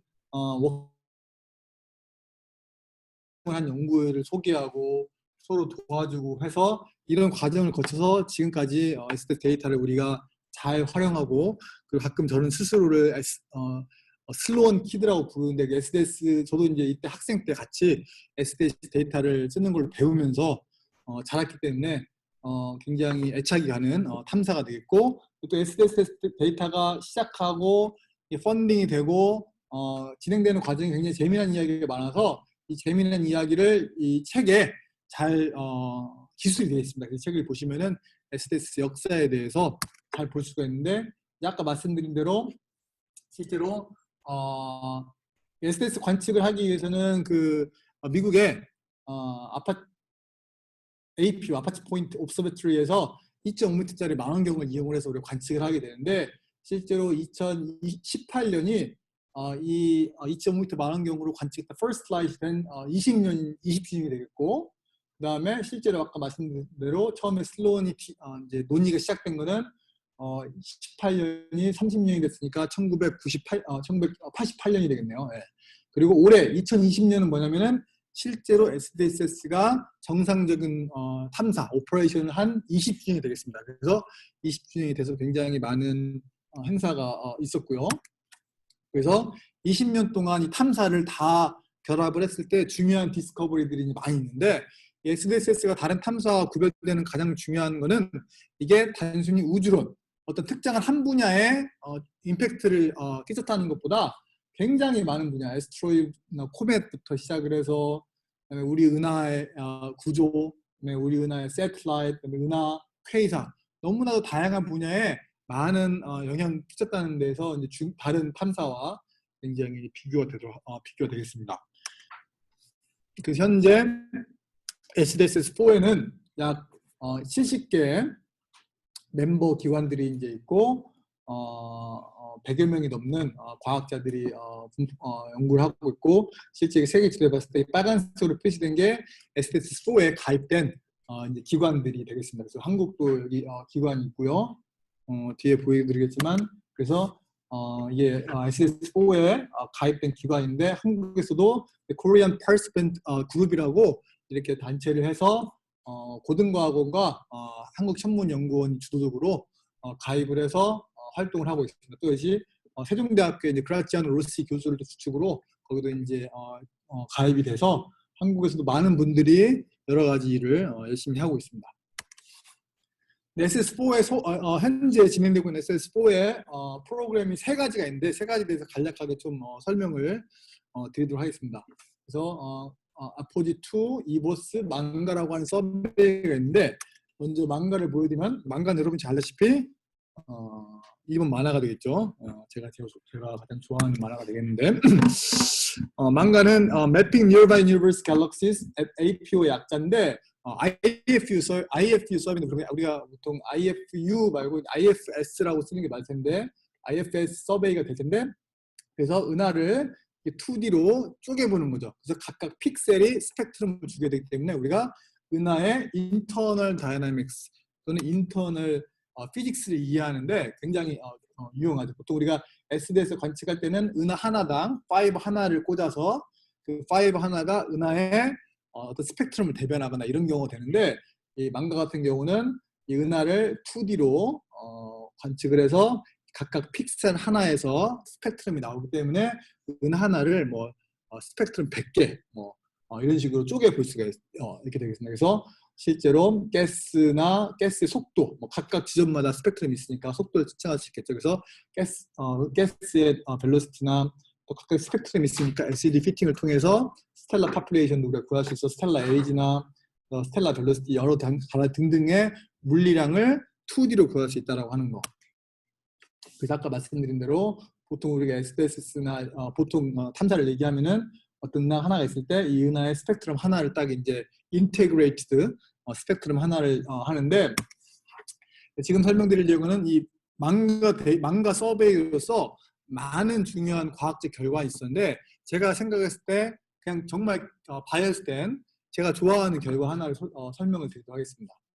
그래서 보시면은 이게 은하에 대해서 은하 스펙트럼을 얻었는데, 그 여러 개의 에미션 라인이 있죠. 에미션 라인을 우리가 각각의 에미션 라인의 플럭스 레이셔, Y축에는 O3 라인 대 H 베타의 레이셔, 그다음에 X축에는 이쪽 패널에 그다음에 나이트로전, 그다음에 S, 그다음에 O. 그래서 각각의 라인 레이셔를 각각 3개의 패널에 대해서 우리가 플롯을 할 수 있습니다. 그래서 여기서 보여드리고 있는 이 점 하나가 은 하나입니다. 은 하나. 그래서 이렇게 각각의 은하를 몽땅 그림을 그린 다음에 이렇게 이 라인을 그리면 우리가 그 은하의 익사이테이션 소스가 뭔지를 우리가 판가름할 수 있습니다. 인테그랄 통해서. 그래서 보여드리면은 뒤쪽 아래에 있는 H2라고 써 있는 거는 이 은하에는 스타 포메이션이 돕는다라고 보통 얘기를 하고, 이 위쪽에 올라가는 거는 이 라인 레이셔라고 하는 게 결국에는 그 익사이테이션 소스의 그 환경의 템퍼처, 덴시티에 영향을 주기 때문에 과연 그 에미션 라인이 발생하고 있는 환경에 대해서 얘기할 수 있는데, 바로 AGN이 이 에너지 소스가 된다라고 우리 얘기할 수 있는데, 특별히 또 AGN을 그 타입에 따라서 스티프나 라인으로 이렇게 우리가 선을 그어서 나눌 수가 있습니다. 그래서 이것들은 굉장히 루틴하게 우리가 많은 진행되는 일인데, 특별히 여기 타입 중에 하나가 라이너라고 하는 타입이 있는데, 라이너라고 하는 건 뭐냐면 원래는 low ionization nuclear emission line region이라고 이게 정의가 되어 있는데, 실제로는 우리가 은하를 관측해봤더니 굉장히 이제 O3 에미션이 굉장히 H베타에 비해 상대적으로 약한 이쪽에 떨어지는 거고, 많은 은하들에서 특별히 은하 핵에서 이런 에미션 라인 레이셔를 가진 걸 발견해서 아마도 은하가 뭔가 뉴클리어에 은하 핵에 관련된 현상, 뭔가 에너지 소스가 뉴클리어에 관련돼 있을 거다라고 사람들이 생각을 했고, 또 여러 가지 설이 있긴 한데, 뭐 샥에 의해서 이런 게 발생이 됐다, 아니면 다른 이제 핫스타의 포토아이너이제이션에 의해서 이게 됐다, 여러 가지 에너지 소스에 대한 설명이 나왔는데, 그래도 이름 자체가 뉴클리어가 있기 때문에 뭔가 핵 중심에서 일어나는 일이 관련돼 있을 거다라는 사람들이 생각을 했습니다. 그런데 재미나게도 SS에서 이 망가 관측으로 이렇게 픽셀별로 우리가 스펙트럼을 얻을 수 있기 때문에, 픽셀별로 우리가 그래서 이 BPT 다이어그램을 부르는데, 이게 처음 제안했던 사람들이 이름을 따서 이 BPT 다이어그램을 그려봐서 이 픽셀을 딱 찍어봐서 그 픽셀 하나를 이렇게 이 에너지 소스를 구분할 수 있겠죠. 구분해서 다시 공간적으로 표시하게 되면은 이 같은 경우는, 이 은하 같은 경우는 파란색이 퍼져 있죠. 무슨 말이냐면은 이 영역 전체에 스타 포메이션이 다 퍼져 있구나, 이거는 스타 포밍 갤럭시구나 라고 할 수 있죠. 근데 어떤 은하 같은 경우는 똑같은 일을 했어요. 똑같은 일 했더니 모든 픽셀이 라이너 영역에 떨어지는 거예요. 그래서 얘를 찍어봤더니 라이너 에미션이 은하 전체에 퍼져 있는 거예요. 그러니까 이전에는 우리가 생각할 때 인테그럴 스펙트럼을 했을 때는 이게 아마도 핵에 관련된 거라 생각을 했는데, 실제로 2D로 관측을 해봤더니 어떤 은하에서 이 라이너 타입의 에너지 소스가 이 은하 중심뿐 아니라 이 바깥쪽에서 나오는 거예요. 무슨 말이냐면 이 라이너 현상이라고 하는 게 어떤 핵에서 나온 에너지 소스가 아니라 이 자체적으로 로컬리 거기서 뭔가 에너지 소스에 의해 은하 전체에 퍼져 있는 그 에너지 소스에 의한 현상이다. 그 사람들이 말장난을 뭐 했냐면은, 그래서 이 관측이 바로 어떤 은하가 라이어다, N을 빼고 뉴클리어의 N을 빼서 어떤 은하는 거짓말을 하고 있다 라고 이제 이렇게 사람들이 얘기를 하게 됐습니다. 그래서 이 2D 관측을 통해서 라이너의 에너지 소스에 대한 힌트를 우리가 좀 더 이제 알 수 있게 되는, 꼭 핵에 관련된 현상은 아니다 라고 하는 굉장히 중요한 사실을 우리가 알아냈습니다. 그리고 두 번째 프로그램은 이제 아포지라고 하는 프로그램인데, 아포지는 이게 뭐냐면 우리 밀키웨이의 스타를 니어 IR 분광 관측을 하게 되는 건데, 그래서 밀키웨이 스트럭처를 연구하는 게 됩니다. 그래서 우리가 올 스카이를 커버하기 위해서 이제 북반구의 망원경과 남반구의 듀폭 망원경이라고 하는 거를 합쳐서, 그래서 올 스카이를 커버를 해서, 그리고 보여드리는 오른쪽 위의 그림, 이게 이제 우리 은하의 스트럭처에서 이 주변에 별들을 매핑하겠다. 그래서 전천에서 보게 되면 이게 동그랗게 표시된 게 아포지의 관측할 필드가 되겠고요. 그래서 전천에 대해서 이렇게 구멍을 송송송 뚫어서 이제 관측을 하려고 지금 관측을 했고, 이거 자료 분석을 통해서 우리가 이제 우리 은하의 구조에 대해서 얘기를 하는데 여기에 대해서는 제가 전문가가 잘 아니기 때문에 넘어가도록 하겠습니다. 그리고 EBOS라고 하는 게 Extended Baryon Oscillation Spectroscopic Survey라고 하는 게 있는데 이제 코스몰로지에서 중요한 파트가 되겠는데 이건 뭐냐면은 우리가 보통 SDS 데이터를 해왔던 우주 거대 구조를 더 멀리 더 먼 우주까지 확장을 해서 우주 거대 구조를 연구하겠다라고 하는 프로젝트인데 그 실제로 EBOS에서 관측을 할 타겟은 크게 세 가지가 있습니다. 타입이. 그래서 Luminous Red Galaxy는 어떤 quiet 갤럭시의 대표가 되겠고, 그다음에 Emission Line 갤럭시는 Star Forming 갤럭시의 대표가 되겠고, 그다음에 퀘이사. 그래서 각각 커버한 레드시프트 레인지, 우리가 관심 있어 하는 레드시프트 레인지를 정해서 그 레드시프트 레인지를 관측을 통해서 구하는 게 바로 이 그림입니다. 아까 나왔던. 그래서 이제 각각의 LRG랑 에미션 라인 갤럭시, 그 다음에 퀘이사 커버하는 레시프트 레인지를 한꺼번에 표시를 해서 그래서 레시프트별로 우리가 무슨 일이 벌어지고 있는지 연구를 하겠다라는 건데, 그럼 대체 무슨 연구를 하느냐라고는 여러분들이 질문할 수 있을 텐데, 이제 박정희 씨께서 이제 간략하게 설명을 해주는데, 이제 초기 우주에 이제 프로톤과 일렉트론과 라이트이 다 커플되어 있을 때 이제 오실레이션이 있어서 그때 나중에 이제 포톤이 디커플되는 순간 이제 프로톤과 일렉트론이 수소를 만들게 되면서 이제 포톤은 분리되면서 그 자리에서 다크매터와 같이 이제 그 밀도 요동이 자랄 수 있게 되는데, 그 밀도 요동이 자라는 걸 나중에 이제 해봤더니 그 실제로 약 150메가파섹이 될 때, 이제 실제로 이거는 우주가 처음에 태어나서 디커플되는 시기, 그래서 그 요동이 퍼져나가는 그 사운드 스피드에다가 그 시간을 곱하면 그 크기가 바로 어떤 특별한 크기가 되는 게 150메가파섹 정도였는데, 이 150메가파섹 되는 정도에서 그래서 이 요동이 자라는 게 우리가 실제 은하의 분포에서도 그거를 볼 수 있다라고 하는 건데, 여기 지금 보여드리고 있는 Y축 그림은 뭐냐면은 은하와 은하의 투포인트 콜레이션 펑션이라고 하는데 박찬목 씨가 설명을 안 해주셨네요.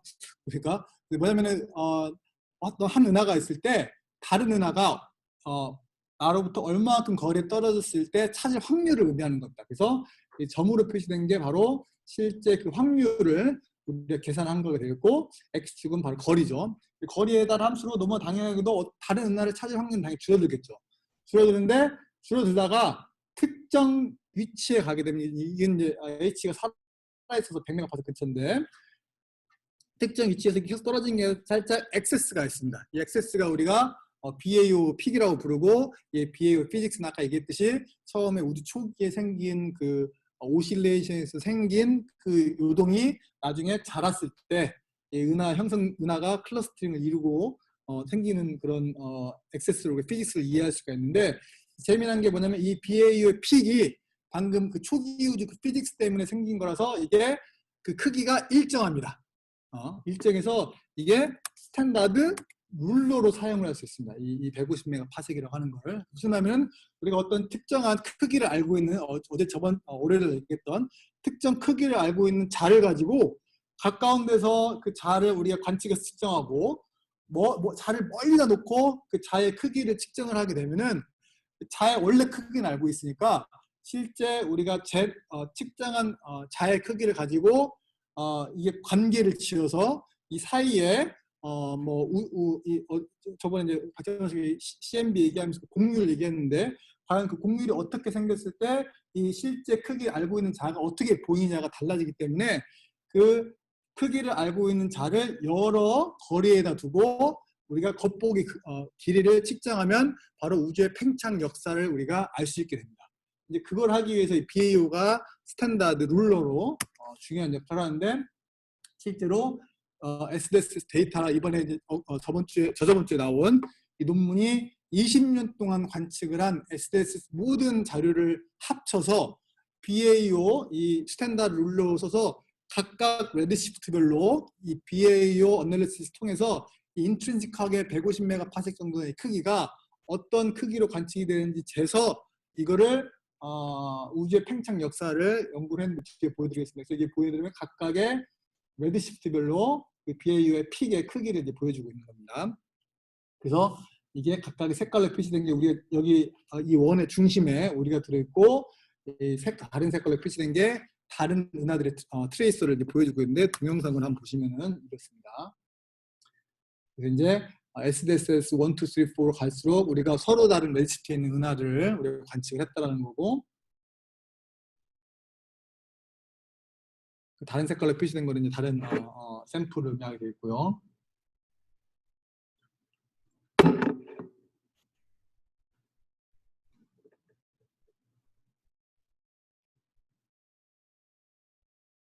네.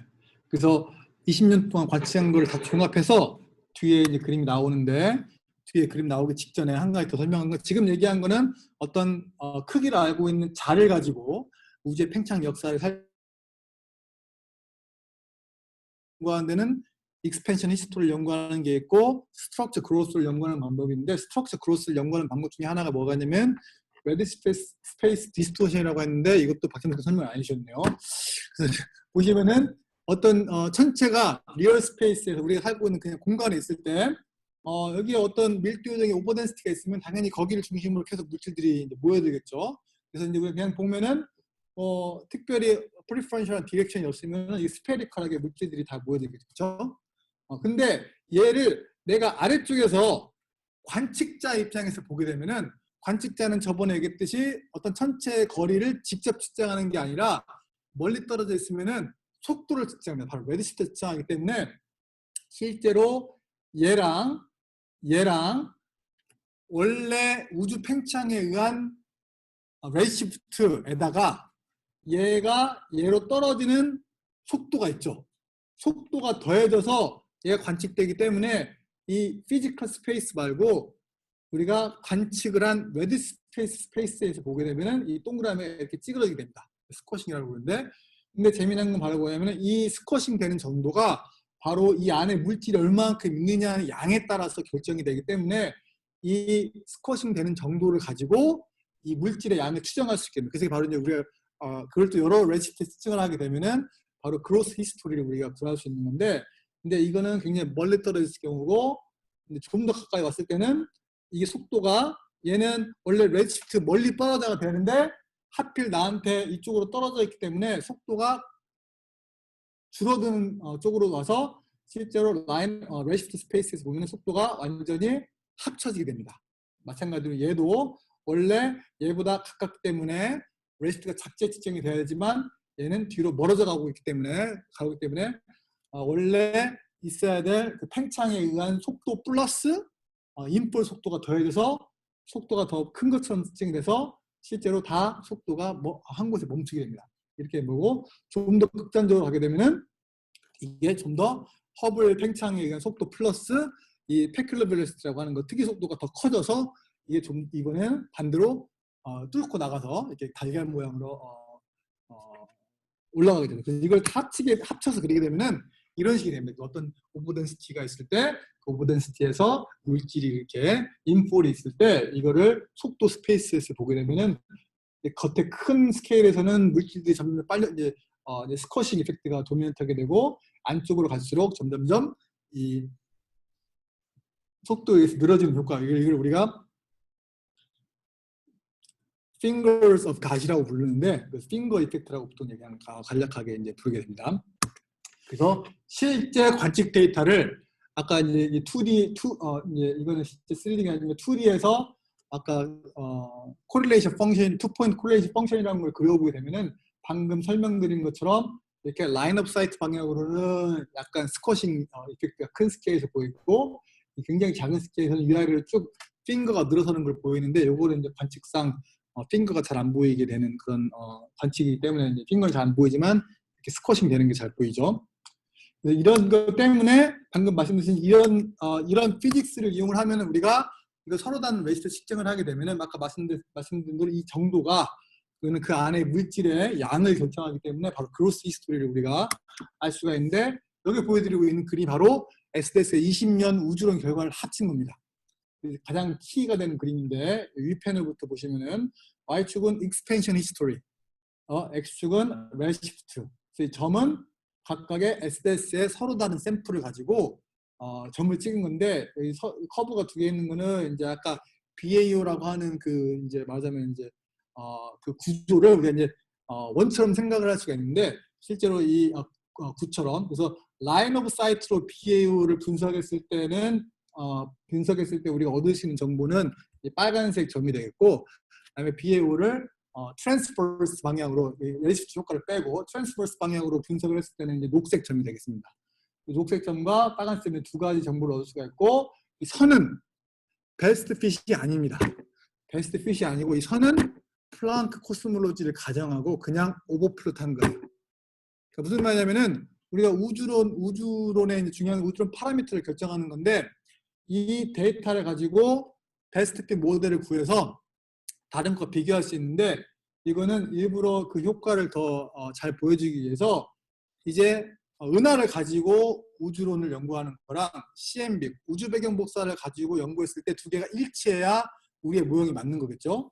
그래서 이 선은 우주 배경 복사에서 얻은 결과를 오버플롯 했을 때 예측이 되겠죠. 예측이 실제 은하 관측 데이터로 봤을 때 정말 놀랍게도 잘 맞는다는 것을 우리가 알 수 있죠. 그 말은 무슨 말이냐면은 우리가 이제 플랑크에서 구한 그런 우주 모형 그 상수들이 파라미터들이 정말 잘 맞는다라는 결론이 되겠죠. 그렇죠? 아래 것도 비슷하게 그로스 히스토리. 아까 얘기했듯이 그로스 히스토리는 바로 아까 그 은하들의 투 포인트 콜레이션 펑션 분석을 통해서 그 그로스 히스토리를 역시 마찬가지로 각각의 위치에서 측정을 해서 하는 건데 역시 마찬가지로 점은 관측에서 얻은 거고 이 선은 플랑크 코스몰로지를 가정을 한 예측입니다. 베스트 핏이 아니라는 거. 놀랍게도 잘 일치하는 게 신기합니다. 라인스 안 데이터가 아니고 플랑크고 이제 여기는 플랫 람다 CDM을 이제 가정한 거고요. 그래서 지금 얘기한 게 정말 놀랍게도 SDS의 20년 역사, 20년 데이터를 모아서 우리가 우주론에서 이제 우주 거대 구조 분석을 통해서 얻을 수 있는 결과가 정말 놀랍게도 독립적인 우주 배경 복사 결과랑 잘 일치한다라고 하는 것은 람다 CDM의 어찌 보면은 정말 쾌거이지만 항상 람다 CDM은 얘기했지만 다크 에너지와 다크 에너지의 정체를 모르기 때문에 약간 허상이 있을 수 있겠습니다. 그건 그렇고 그래서 SDS 데이터가 지금 말씀드린 SS4의 서베이는 끝났습니다. SS4의 서베이는 끝났고 현재 나와 있는 데이터 릴리즈는 2019년 12월에 나와서 DR16까지 나왔습니다. DR16까지 나왔고 이제 SDS4의 최종 정리하는 데이터가 DR17이 내년 7월에 나올 예정입니다. 이렇게 되면은 SDS4의 모든 이제 서베이가 끝나게 됩니다. SS4가 끝나고 다음번으로는 SS5가 이제 기다리고 있습니다. SS5는 크게 세 가지의 컴포넌트가 있는데 흥미롭게도 이번에는 이제 우주론 파트가 없어요. 우주론 파트가 없는 거는 우주론 관련된 건 다 대시 서베이로 넘어갔기 때문에 그런데 SS5에서는 밀키웨이 매퍼라는 게 있고 블랙홀 매퍼라는 거랑 로컬 볼륨 매퍼라는 게 있는데 밀키웨이 매퍼 같은 경우는 아까 아포지처럼 니어 IR에서 분간 관측을 계속해서 우리 은하의 구조를 연구하는 게 되고 이제 블랙홀 매퍼 같은 경우는 이제 블랙홀 이제 특히 이제 에이젠 같은 게 특별히 뭐냐면 이제 우리가 뭐 리버버레이션 매핑이나 그런 관측을 통해서 블랙홀의 매스를 잘 측정해 보자. 그런 연구를 하는 거가 되겠고 로컬 볼륨 매퍼 같은 경우는 아까 은하를 뜯어보는 망가 서베이랑 비슷한데 이번엔 좀 더 가까운 은하를 좀 더 자세히 뜯어봐서 실제 은하 스케일보다 작은 스케일에서 일어나는 피직스를 작은 스케일에서 일어나는 그런 스타 포메이션을 이해해보자 라고 하는 그 IFU 서베이가 되겠습니다. 그래서 슬론 5를 정리하는 멋있는 그림이 이렇게 있는데 이제 북반구에 2.5m 망원경과 남반구에도 뒷북 망원경을 사용하는데 이번에는 좀 더 작은 망원경들까지 합쳐서 이제 좀 더 큰 은하들을 관측하기 위해서 합쳐서 여러 개의 망원경으로 같이 하는 탐사가 될 거고 SSS4가 SSS 이전 거와 구별되는 가장 큰 차이가 하나 있는데 뭐냐면은 제가 어제 말씀드렸듯이 SDS4 이전까지는 뭐 했냐면은 분간관측, 다천체 분간관측을 하기 위해서 어떤 하늘에 타겟이 있으면 타겟을 철판을 대고 철판에 구멍을 뚫었어요. 구멍을 뚫고 그 구멍 뒷면에 파이브를 손으로 일일이 꽂았는데 이게 너무나 말하자면 노동력이 많은 노동이 필요한 거죠. 그래서 SDS5부터는 이제 그렇게 옛날 하는 건 하지 말고 로봇으로 멋있게 폼나게 하자.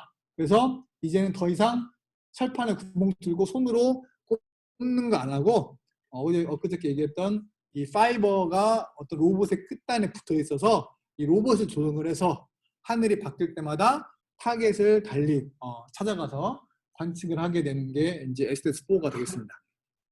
SDS5가 되겠습니다. 여기까지가 SDS5에 대한 얘기고, 이건 SDS 같은 경우는 이제 원래는 니어바이 유니버스라고 얘기하려고 했는데 뭐 퀘이사까지 해서 하이레시까지 다 있긴 하지만, 그 다음에 약간 인터미드 레시프트에서 좀 더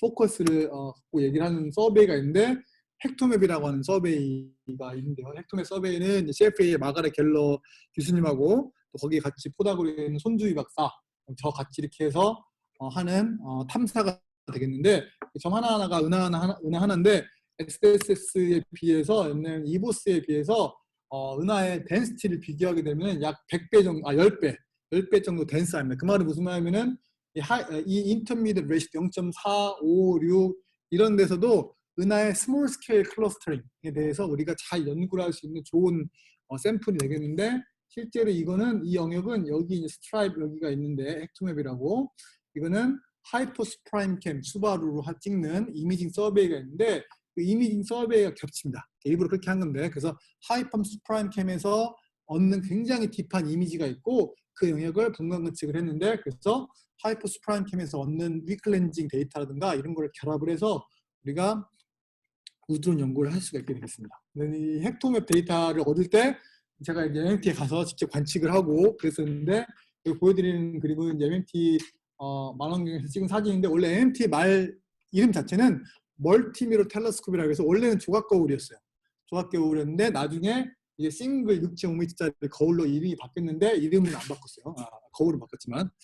근데 이제 가시면 알겠지만 이 천문대에 가면은 식당이 없기 때문에 직접 이제 가서 요리를 해서 햇반도 공수에다가 관측실에 앉아서 열심히 만원경으로 이제 관측을 해서 얻은 게 아까 그 그림인데, 그 그림을 얻어서 뭘 할 거냐 라는 걸 이제 할 수 있을 텐데, 그 중에 한 연구가 바로 뭐냐면 이거예요. 이게 뭐냐면은 한쪽에는 실제로 관측을 해서 은하들의 분포를 보여준 거고, 한쪽의 그림은 컴퓨터 시뮬레이션을 통해서 얻은 은하들의 분포를 보여주고 있습니다. 그 질문은 과연 어떤 게 어떤 건지 구분할 수 있는가? 물론 통계적으로 물론 정량적인 분석을 해야겠지만, 그래서 정량적으로 통계적으로 분포를 했을 때 두 개가 잘 맞는지 다른지 이렇게 하게 되면은, 잘 맞는다는 얘기는 무슨 말이냐면 시뮬레이션이 시뮬레이션 한 거는 우리가 알고 있는 많은 과학적 지식을 넣어서 구현하는 건데, 시뮬레이션이 잘 맞는다는 얘기는 우리가 넣었던 피직스가 잘 맞구나 라고 우리가 안심할 수 있는 거겠죠. 뭔가 다르다면은 뭔가 문제가 있는 거겠고, 실제 이 로고를 만들어서 이렇게 제가 각각의 이제 이 데이터에 기여한 기관들 로고도 넣고, 이걸 가지고 머그컵도 만들었어요. 그 머그컵도 만들어서 이제 갖고 있는데, 여러분들이 고등과학원이나 천문연에 방문하시면은 머그컵을 드릴 수가 있습니다.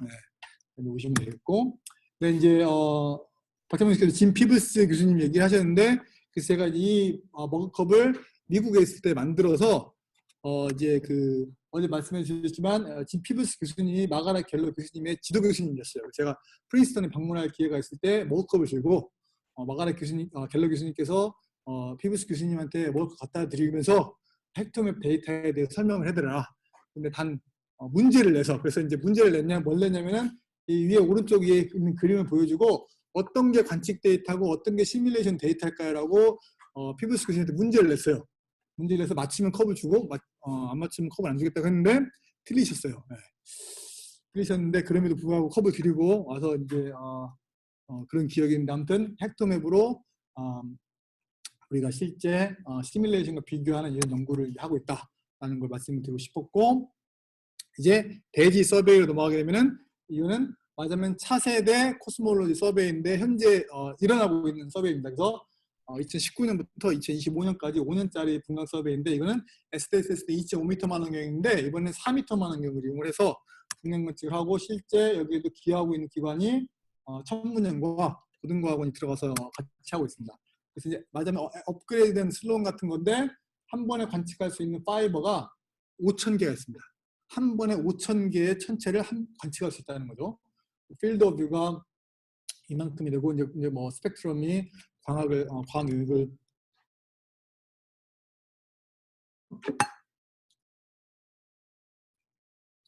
SS 이보스와 비슷하게 여기도 루미너스 레드 갤럭시가 있고 에미션 라인 갤럭시, 퀘이사 샘플을 관측을 해서 좀 더 먼 우주에 있는 우주의 라지 스케일 스트럭처를 연구하겠다라는 거고, 그럼 실제로 그 타겟을 고를 때 우리가 이제 여러 가지 이미지를 자료를 써서 타겟을 골랐는데 이게 점점점 하이레시트로 가다 보니까 광학에서 하기에는 어려워졌어요. 무슨 말이냐면은 우리가 실제로 광학 이미지 사용이 되면은 가까이 있는 은하는 광학 그대로인데 하이레시트 갤럭시는 우리가 광학에서 보면 걔는 인트린지컬리는 UV죠, UV.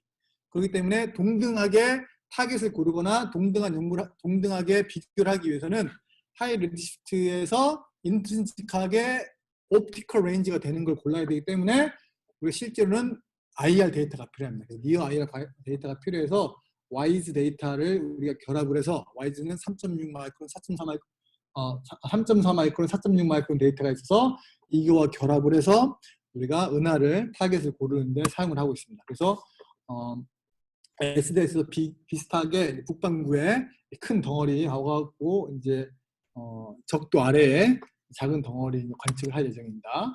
그래서 대시는 아까 보였던 이보스랑 비슷합니다. 굉장히 비슷해서 우주의 팽창 역사와 우주의 구조의 성장 역사를 연구하는 건데 마찬가지로 BAU를 이용을 해서 우주의 팽창 역사를 연구하겠다. 그래서 이제 Y축 같은 경우는 이제 우주의 상대적인 크기를 의미하는 거고, X축은 이제 나이를 의미하는 건데, 그래서 이제 아직 대시 데이터는 아직 나오지 않은 거기 때문에 프리딕션입니다. 그래서 이게 여러 가지 모형이 라인들이 있는 와중에 우리가 대시 데이터를 얻게 되면은 실제로 다크 에너지에 대해서 특별히 W라고 하는 이케이션 스테이트에 들어가는 그 상수에 대해서 우리가 제한을 줄 수가 있다라고 하는 게 중요한 하나의 과학 목표가 되겠고, 또 다른 목표는 방금 말씀드린 대로 구조 성장의 역사에 대해서 연구하는 것도 아까 말씀드린 그 투포인트 콜린스 펑션의 레시피 스페이스 디스토션을 이용을 해서, 그래서 Y축은 이제 크로스 레이시라고 하는 거랑 레시피의 함수로 이게 점들이 바로 이제 대지 데이터를 해서 우리가 얻을 점들이고, 이게 여러 가지 선들이 있는데 여러 선들은 우리가 이제 GR을 벗어난 다른 중력 모델을 사용을 했을 때 예상되는 겁니다. 그래서 실제 관측과 비교를 해서 우리가 정말 중력 모형도 테스트할 수 있는데 이 모형 자체는 제가 잘 모르고 오늘 박명근 교수님께서 아침에 중력에 대해서 설명을 해주셨기 때문에 Q&A 시간이 되면은 물어보시면 될 것 같습니다. 그래서 우리가 보통 알고는 이제 표준 우주용 모형을 넘어선 그런 모델까지도 우리가 테스트할 수 있을 것이다 라는 걸 과학 목표로 삼아서 대지에서 하고 있고, 실제로 대지에 대한 많은 보고서들이 이미 나와 있기 때문에 여러분들이 잘 보시면 알 수 있게 되겠습니다. 지금까지 말씀드린 내용이 SDSS 대지, 지금 이제 말씀드릴 내용은 이제 베라 루빈 옵서베트리에서 우리가 하는 이미징 서베이인데, 여러분 어제도 들었듯이 렌징에 대해서 우리가 배웠는데, 그래서 우리의 관측자가 이게 있고 별이 태양의 뒷면에 있으면 이제 렌즈가 되겠죠. 실제 관측한 사진이 뭐 이렇고. 근데 렌즈가 태양 대신에 은하단을 놓게 되고 뒷면에 은하가 있기 때문에 우리가 뵀듯이 위클렌징이라는 걸 통해서 이렇게 아크 같은 게 보이고, 위클렌징 어널리시스를 통해서 우리 실제로 렌즈 역할을 하는 이 은하단의 질량 분포를 알 수 있게 됩니다. 그렇죠? 이 질량 분포를 알 수 있다는 얘기는 무슨 말이냐면은 우리가 이런 굉장히 딥한 이미지를 얻게 되면은 그 이미지의 위클렌징 어널리시스를 통해서 실제로 하늘에서의 다크 매터 디스트리뷰션, 실제로 은하단 같은 그런 것들의 천체들 오버덴시티의 매터 디스트리뷰션을 이렇게 매핑을 할 수가 있어요. 네. 매핑을 할 수 있게 되면은 이거를 실제 은하들의 공간 분포 맵과 비교를 해서 정말 어떤 게 저게 정말 더 비슷한지 다른지 이런 얘기를 할 수가 있는데, 그래서 잘 아시다시피 LSST 서베이가 이제 곧 시작을 할 예정인데 이제 이름이 바뀌어서 이제 베라 루빈 옵서베트리로 이제 남반구 칠레에 가면은 여기 제미나이 사우스가 있는데 옆에 엄청나게 크게 이제 현재 건설 중인데 지금 코로나 때문에 모든 게 스탑돼 있죠.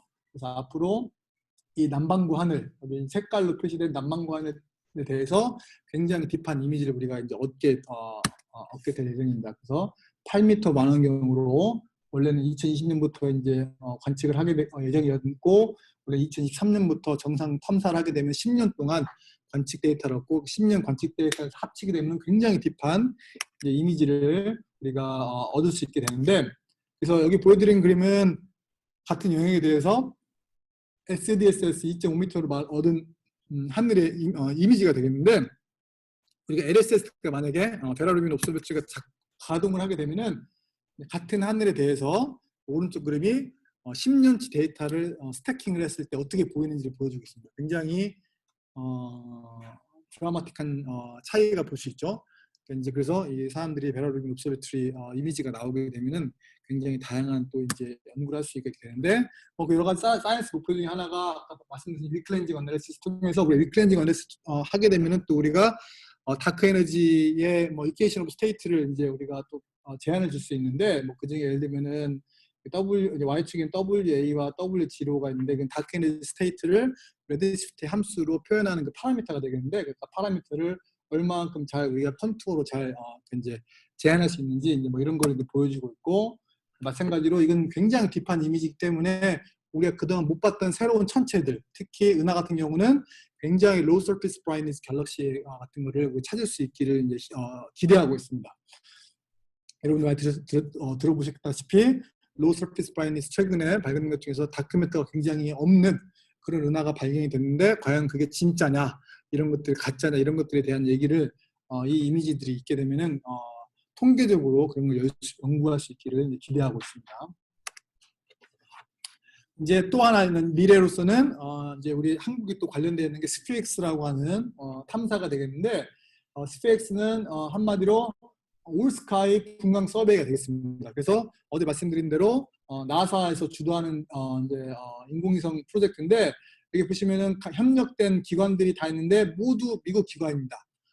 딱 한 군데 빼고 천문연만. 그러니까 미국 이게 프로젝트인데 천문연에서 실제로 이 스피엑스에 관련된 이전 기술을 갖고 있었기 때문에 니스라고 하는 인공위성 프로젝트를 통해서, 그래서 정우섭 박사님께서 그거 중요한 역할을 하셨고, 그래서 나사에서 봤을 때 그걸 확장해서 하면 좋겠다라는 생각이 들어서 천문연 유일한 국제 파트너로 들어가서 같이 이제 수행 중인데, 이제 망원경을 보게 되면은 굉장히 간단합니다. 그래서 실제로는 20cm밖에 안 되는 굉장히 작은 망원경인데 올스카이 서베이를 할 예정인데, 보면은 스펙트럴 커버리가 0.75부터 4.8 마이크론이 되는데, 그래서 우리가 이제 광학에서 니어아이와 영역을 커버하게 되는데, 근데 이제 방금 말씀드린 대로 굉장히 작죠. 20cm 망원경이면 우리가 보통 생각하는 뭐 허블 스페이스 텔레스콥 같은 경우는 2.5m 망원경인데, 이렇게 작은 망원경으로 뭘 할 수 있는지 궁금할 텐데, 이제 이 망원경의 핵심은 바로 그 안에 들어있는 필터가 되겠는데, 그 안에 리니어 베리어블 필터라는 게 들어있습니다. 그래서 무슨 말이냐면은, 아니면 이 필터가 여기서부터 여기까지가 하나의 큰 프리즘 같이 생각하시면 됩니다. 이 프리즘이 이렇게 2x2로, 그러니까 이쪽 방향으로는 프리즘이고 이쪽 방향으로는 그냥 이렇게 겹겹이 쌓여 있는 걸로. 그래서 무슨 말이냐면은 이 필터를 가지고 하늘을 그냥 쭉 스캔하게 되면은 자연스럽게 각 파장별 이미지가 주로 나오게 됩니다. 그래서 어제 보여드렸다시피 약 이런 것들을 엘리멘트를 71개 엘리멘트를 넣게 되면은 마치 71개의 네로우 밴드 필터로 하늘에 찍은 효과가 되겠습니다. 그래서 이 리니어 베리어블 필터가 이 망원경 앞에 장착이 돼 있어서 하늘을 그냥 쭉쭉 스캔을 하면서 이미지를 얻게 돼서, 나중에 그 이미지를 우리가 파장별로 잘 합치게 되면은 한 위치에 대해서 0.7 마이크론에서 4.8 마이크론까지 71개의 밴드에 대해서 스펙트럼을 얻게 됩니다. 그게 바로 이 탐사의 유니크한 점이 되겠고, 실제로 우리가 예상되는 데이터가 이렇게 생겼는데, 그래서 0.7 마이크론에서부터 X축이 Y축 4.8 마이크론까지, 이게 파란색으로 표시된 것이 이제 타원 은하, 타운라이트에 예상되는 스펙트럼이 되겠고 아래쪽에 이제 빨간색으로 표시된 게 스타 폼링 갤럭시 레시피 1.2 스펙트럼 예상이 되는데 실제로는 이 스펙트럼 레졸루션이 이렇게 좋은 게 아니다 보니까 레드시프트를 잘 측정을 막 이렇게 대단하게 할 것 같지는 않아요. 제가 이제 어제 시뮬레이션도 보여드렸듯이 그 포토메트릭 레드시프트를 측정을 하는데 그게 얼마만큼 언선턴티가 될지는 우리가 시뮬레이션 통해서 다 이제 계산한 값이 다 있고 실제로 우리가 델타 G 디바이드 바이 1 플러스 G가 약 5% 아니 5%가 아니지 0.5% 미만이 될 거로 예상을 하는데 어제 얘기했듯이 이 값이 작으면 작을수록 이 라인 오브 사이트 방향의 스트럭처를 좀 더 샤프하게 디파인할 수 있어서 우주 거대 구조 연구하는데 굉장히 도움이 될 것입니다. 아무튼 이 스펙스에는 이런 식으로 전천 하늘을 이 리니어 베리어 필터로 쭉 스캔해서 이미지를 얻게 되면은 굉장히 많은 일을 할 수 있는데 분야에 상관없이 은하에서부터 우주론 아스트로이드까지 모든 분야에 걸쳐서 각각 천체들의 우리가 또 천체들을 찾아낼 수 있고 그들의 목록을 만들 수 있어서 굉장히 많은 일을 할 수 있는데 중요한 것 중에 하나가 말씀드렸듯이 이게 실제로 공간 분해량은 6초입니다. 한 픽셀에 6초. 그러니까 6초마다 스펙트럼을 얻는 거죠. 모든 스카이에 대해서. 그러니까 굉장히 대단한 건데 크게 세 가지 주요 사이언스 키 사이언스가 있는데 하나는 우주론에서 실제로 방금 말씀드린 대로 각각의 이제 은하에 대해서 스펙스 자료를 이용해서 포토메트릭 레시피를 구해서 3차원 분포를 잽니다. 3차원 분포를 재면은 아까 보여드린 거는 제가 설명드린 거는 다른 은하가 어떤 은하가 있을 때 다른 은하의 차지할 확률을 계산하면 이렇게 2포인트 코레이션 펑션이 되겠는데 이거를 3포인트 코레이션 펑션으로 계산했습니다. 그러면 어떤 은하가 있을 때 다른 은하가 있고 세 번째는 은하가 어디에 있을 확률을 계산하면은 그걸 이제 3포인트 코레이션 펑션이라고 하는데 우리가 그거를 가지고 뭘 할 수 있냐면 우주 초기에 밀도 등의 분포가 가우시안으로부터 얼마만큼 벗어나 있는 정도를 우리가 측정하는 데 사용할 수 있는데 그거에 대한 얘기는 나중에 또 자세히 해줄 기회가 있을 것 같습니다. 그게 우주론에 관련된 키 사이언스고 은하에 관련된 키 사이언스 중에 하나는 우리가 우주 배경 복사라고 이야기한 거는 우주 초기의 빛을 그동안 얘기했었는데 이런 광학이나 니어 인프라레드에서 우주 배경 복사라고도 얘기를 하는데 그때 얘기하는 거는 굉장히 멀리 있는 하이레시티에 있는 은하나 아니면 가까운 은하들의 디퓨즈한 라이트이 합쳐져서 어떤 하늘의 사진을 찍었을 때 우리가 눈에 보이는 은하를 다 제거하고 남은 빛이 0이 되길 기대해야 돼. 우리가 모든 천체를 다 찾았다면. 근데 실제로는 그 백그라운드 값이 0이 아니에요. 액세스가 있는데 그 액세스를 우리가 EBL이라고 익스트라 백그라운드 라이트라고 부르는데 그 EBL이 뭔지 보통 사람들이 많이 생각하기에는 그 백그라운드 라이트의 정체가 아마도 하이 레디스트, 리졸브 되지 않는 우리가 구분할 수 없는 하이 레디스트 갤럭시의 라이트이 층층이 막 쌓여서 이렇게 큰 백그라운드 라이트를 형성했을 거다라는 설이 하나 있고 또 하나 설은 가까운 은하에서 우리가 보통 보고 있는 은하가 있으면은 우리가 밝게 빛나는 중심만 보고 있는데 이게 은하빛이 밖으로 나갈수록 점점 낮아지죠. 근데 이 밖으로 나가는 빛은 굉장히 멀리 나가면 희미해서 안 보이게 되는데 이 은하가 여러 은하가 겹치게 되면은 이 멀리 퍼져나간 빛이 서로 겹치게 돼서 어떤 큰 스케일의 백그라운드를 만들게 됩니다. 그래서 아마 가까운 은하에 그런 멀리 퍼져 있는 디퓨즈 라이트이 중첩이 돼서 우리가 백그라운드 라이트이 보이게 되는 게 아닐까라고 해서 익스트라 갤럭틱 백그라운드 라이트의 정체를 이 스피엑스 데이터로 밝힐 수 있지 않을까라고 우리가 희망을 하고 있습니다. 두 번째 키 사이언스고 세 번째 키 사이언스는 이제 아이스에 대한 얘기라고 하는데 이건 또 제가 잘 모르기 때문에 일단 스킵을 하도록 하겠습니다. 네. 그래서 이 프로젝트는 이제 시작을 해서 앞으로 9년 동안 이제 프로젝트가 진행이 될 예정인데 올해부터 시작을 해서 3년간 개발할 예정이고 2023년에 이제 발사가 돼서 3년 동안 탐사를 하게 될 거고 관측을 하게 될 거고 2025년부터 2028년 동안 이제 관측 데이터 가지고 중요한 키 사이언스를 우리가 할 예정입니다. 그래서 최종적으로 우리가 얻게 되는 데이터는 하늘의 6초마다 하늘의 6초 픽셀마다 스펙트럼을 얻게 되고, 그다음에 이 자료는 한 가지 좋은 점 중에 하나는 이 자료는 관측을 할 때마다 바로바로 데이터 릴리즈를 할 거예요. 그래서 일반 사람들도 누구나 데이터를 바로바로 받아다가 쓸 수 있게 되는데, 네, 이게 생각보다 쉬운 건 아닌 게, 아까 얘기했듯이 이걸 어떤 지점에 대해서 스펙트럼이 한 번에 빡 나오는 게 아니라, 우리가 아마 이미지를 그냥 로 데이터를 공개되면 여러분들이 아까 그 리니어 베리어블 필터로 얻은 그 이미지를 잘 조합을 해서 어떤 지점에 스펙트럼을 얻도록 리덕션 과정을 거쳐야 돼요. 리덕션 과정을 거치는 게 생각보다 만만치 않은데, 그거를 이제 천문연 이 팀에서 우리가 주도적으로 하고 있는데, 같이 일하게 되면은 그 데이터 리덕션 과정도 이해를 하게 되면은 퍼블릭 데이터가 나오게 되면 여러분들 쉽게 잘 사용할 수 있을 것으로 기대가 됩니다. 그래서 굉장히 많은 천체들의 목록을 우리가 작성할 수 있을 것으로 기대하고 있습니다. 그래서 굉장히 또 다른 획기적인 데이터를 제공할 수 있을 것이라고 생각이 됩니다.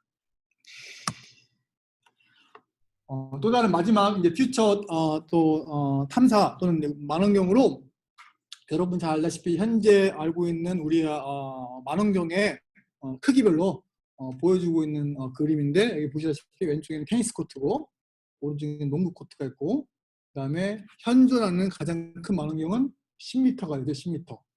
또 캥 망원경인데 여기 있죠. 근데 앞으로 더 큰 망원경들이 해서 우리가 특히 한국이 액세스할 수 있는 자이언트 마젤란 텔레스콥이 이제 여기 보면은 플랜드 2020, 원래 올해부터 GMT가 가동이 돼야 되는데, 잘 아시다시피 이제 8.4m짜리 이 조각 거울, 실제 이제 원래 큰 거울이지만 실제는 각각은 조각 거울이라 부르기 너무 크긴 하지만 이 거울들을 합쳐서 약간 25m짜리 망원경 효과를 낼 예정이고, 그리고 이제 필드 이렇고 칠레에 이제 하고 있고, 원래 예정되었다면 2020년에 First Light을 하기로 계획되었지만 2029년으로 미뤄졌어요. 앞으로 9년 후에나 이 망원경이 실제로 작동을 할 예정입니다.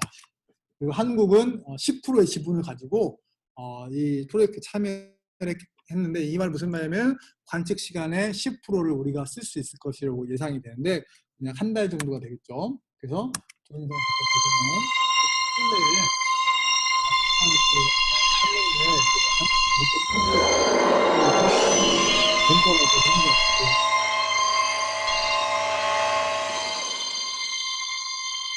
실제 사람 크기가 이 정도가 얼마나 큰지 가능할 수 있어요.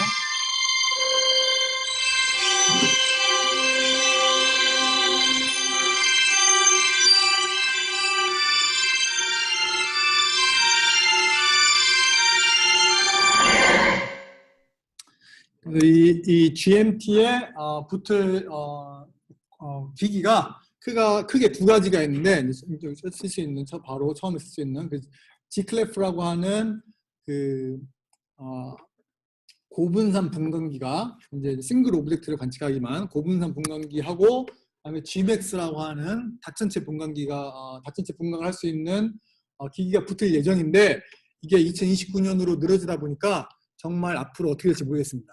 가봐야 알겠고, 하여튼 두 가지의 인스트루먼트도 개발도 열심히 하고 있고, 이제 그건 그거고, 그럼 한국에서도 이 GMT에 파트너로 참여하고 있기 때문에 한국에서도 여러 가지 노력을 하고 있는데, 그 노력의 일환 중에 하나가 거대 마젤란 망원경 여름학교라고 매년 이제 여러분들 참가했을 것 같은데, 매년 이제 주제를 정해서 그 주제를 가지고 과연 GMT로 어떤 사이언스를 해볼 수 있을까, 그거에 대한 얘기를 하는데, 가장 최근에는 작년에 엑소플래닛 주제로 여름학교가 있었고, 또 비슷하게 또 GMT가 있으면 우리가 어떤 사이언스를 할 수 있을까 라고 과학 백서를 2015년, 2019년에 이렇게 두 차례에 걸쳐서 만들어서 배포했으니까 여러분들이 이걸 읽어보시면은 과연 거대 망원경으로 어떤 연구를 할 수 있을지에 대한 감을 이제 잡을 수 있을 것 같고, 그리고 이 KGMT 이제 한국 GMT 또 서머스쿨 윈터스쿨 관련해서는 내년 1월 2월쯤에 이제 경주에서 원래 할 생각인데 지금 현재 계획으로는.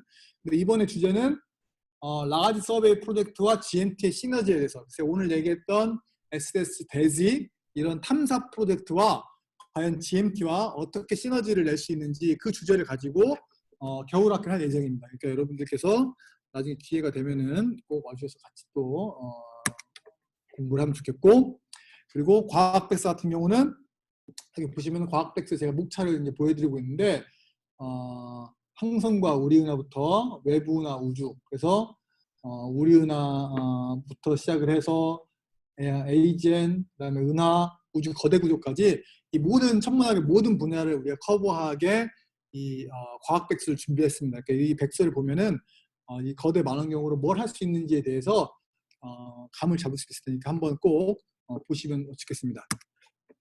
그래서 마지막 3장의 슬라이드 남았는데 지금까지 얘기한 거는 과연 관측에서 어떻게 관측 데이터를 얻고 관측 데이터로부터 어떻게 사이언스 결과를 얻고 이제 이론 또는 시뮬레이션과 비교를 통해서 우리가 우주에 대한 더 나은 이해를 할 수 있는가라고 말씀을 드렸는데, 제일 기본이 되는 게 그럼 관측이 어떻게 진행되는지, 관측이 어떻게 이루어지는지에 대해서 제가 앞선 시간과 이번 시간에 간략하게 얘기를 했죠. 그럼 다시 정리하면은 뭐 우리가 타겟이 필요하겠고, 관측할 또 필요한 툴이 필요하겠고, 그다음에 그 데이터를 분석하기 위한 여러 가지 소프트웨어도 필요하고, 뭐 하드웨어도 필요하고, 그다음에 많은 기술적인 노력도 필요하고, 날씨도 필요하죠. 날씨도 필요한데 강조하고 싶은 거는 what makes observing actually works. 정말 뭐가 관측을 우리가 하게 만드느냐? 바로 사람이라는 거예요. 결국에는 사람이 모든 걸 하기 때문에, 그렇기 때문에 우리가 이 여름학교도 하는 거고, 여름학교를 통해서 여러분들이 이런 거를 공부하고 재미를 느끼고 같이 나중에 같이 연구할 수 있는 그런 기회를 갖기 위해서 이런 여름학교를 하는 거니까 여러분이 가장 중요한 자산이니까 여름학교를 통해서 이 천문학 공부를 계속했으면 좋겠다는 생각입니다. 그래서 마지막으로 말씀드릴 내용은 저는 이제 관측 분야에 대해서 얘기를 했고, 그래서 우주를 관측하는, 그 자연을 관찰하는 그런 즐거움을 여러분들이 꼭 느끼셨으면 좋겠고, 그 다음에 특별히 제가 어제 설명드린 간단한 그 프로젝트, 그래서 천문연과 고등과학원과 서울시립대, 서울대, 연세대들이 주축이 돼서 하고 있는 새로운 분광 탐사가 있는데, 그 분광 탐사를 같이 하고 싶으신 학생분들이나 뭐 연구분들이 있으시면 얼마든지 환영하니까 꼭 연락을 주시면 좋겠고, 특히 이제 기기 개발을 우리가 처음부터 해서 한국 과학자가 주도를 해서 기기도 만들고 그 기기를 가지고 우리가 원하는 사이언스도 하고 이런 식으로 굉장히 아이디어란 이런 케이스를 해보고 있는데, 기기에 대한 어떤 백그라운드 날리지가 없어도 상관없으니까 어떤 학생들도 다 환영합니다. 그래서 오늘까지 한 내용을 정리해보면은 관측에서 과학적 데이터를 어떻게 결과를 얻어내는지, 그래서 첫 번째 파트에서는 H나 텐션을 이해하기 위해서 필요한 은하의 거리 측정, 은하의 레시피 측정에 대한 얘기를 했었고, 오늘은 은하의 스펙트럼부터 물리량을 얻어내는 거, 특별히 스타프니시 레이스에 초점을 맞춰서, 그리고 또 특별한 천체들, 가장 먼 은하, 가장 먼 은하단 같은 걸 이용을 해서 그거를 가지고 어떻게 우주론과 갤럭시 포메이션에 대한 얘기를 할 수 있는지, 그리고 현재 또 앞으로 벌어지고 있을, 앞으로 일어날 이미징 또는 레시피 서베이에 대해서 쭉 한번 살펴보는 시간을 가졌습니다. 네, 제 발표는 이상으로 마치고 질문을 받도록 하겠습니다. 고맙습니다.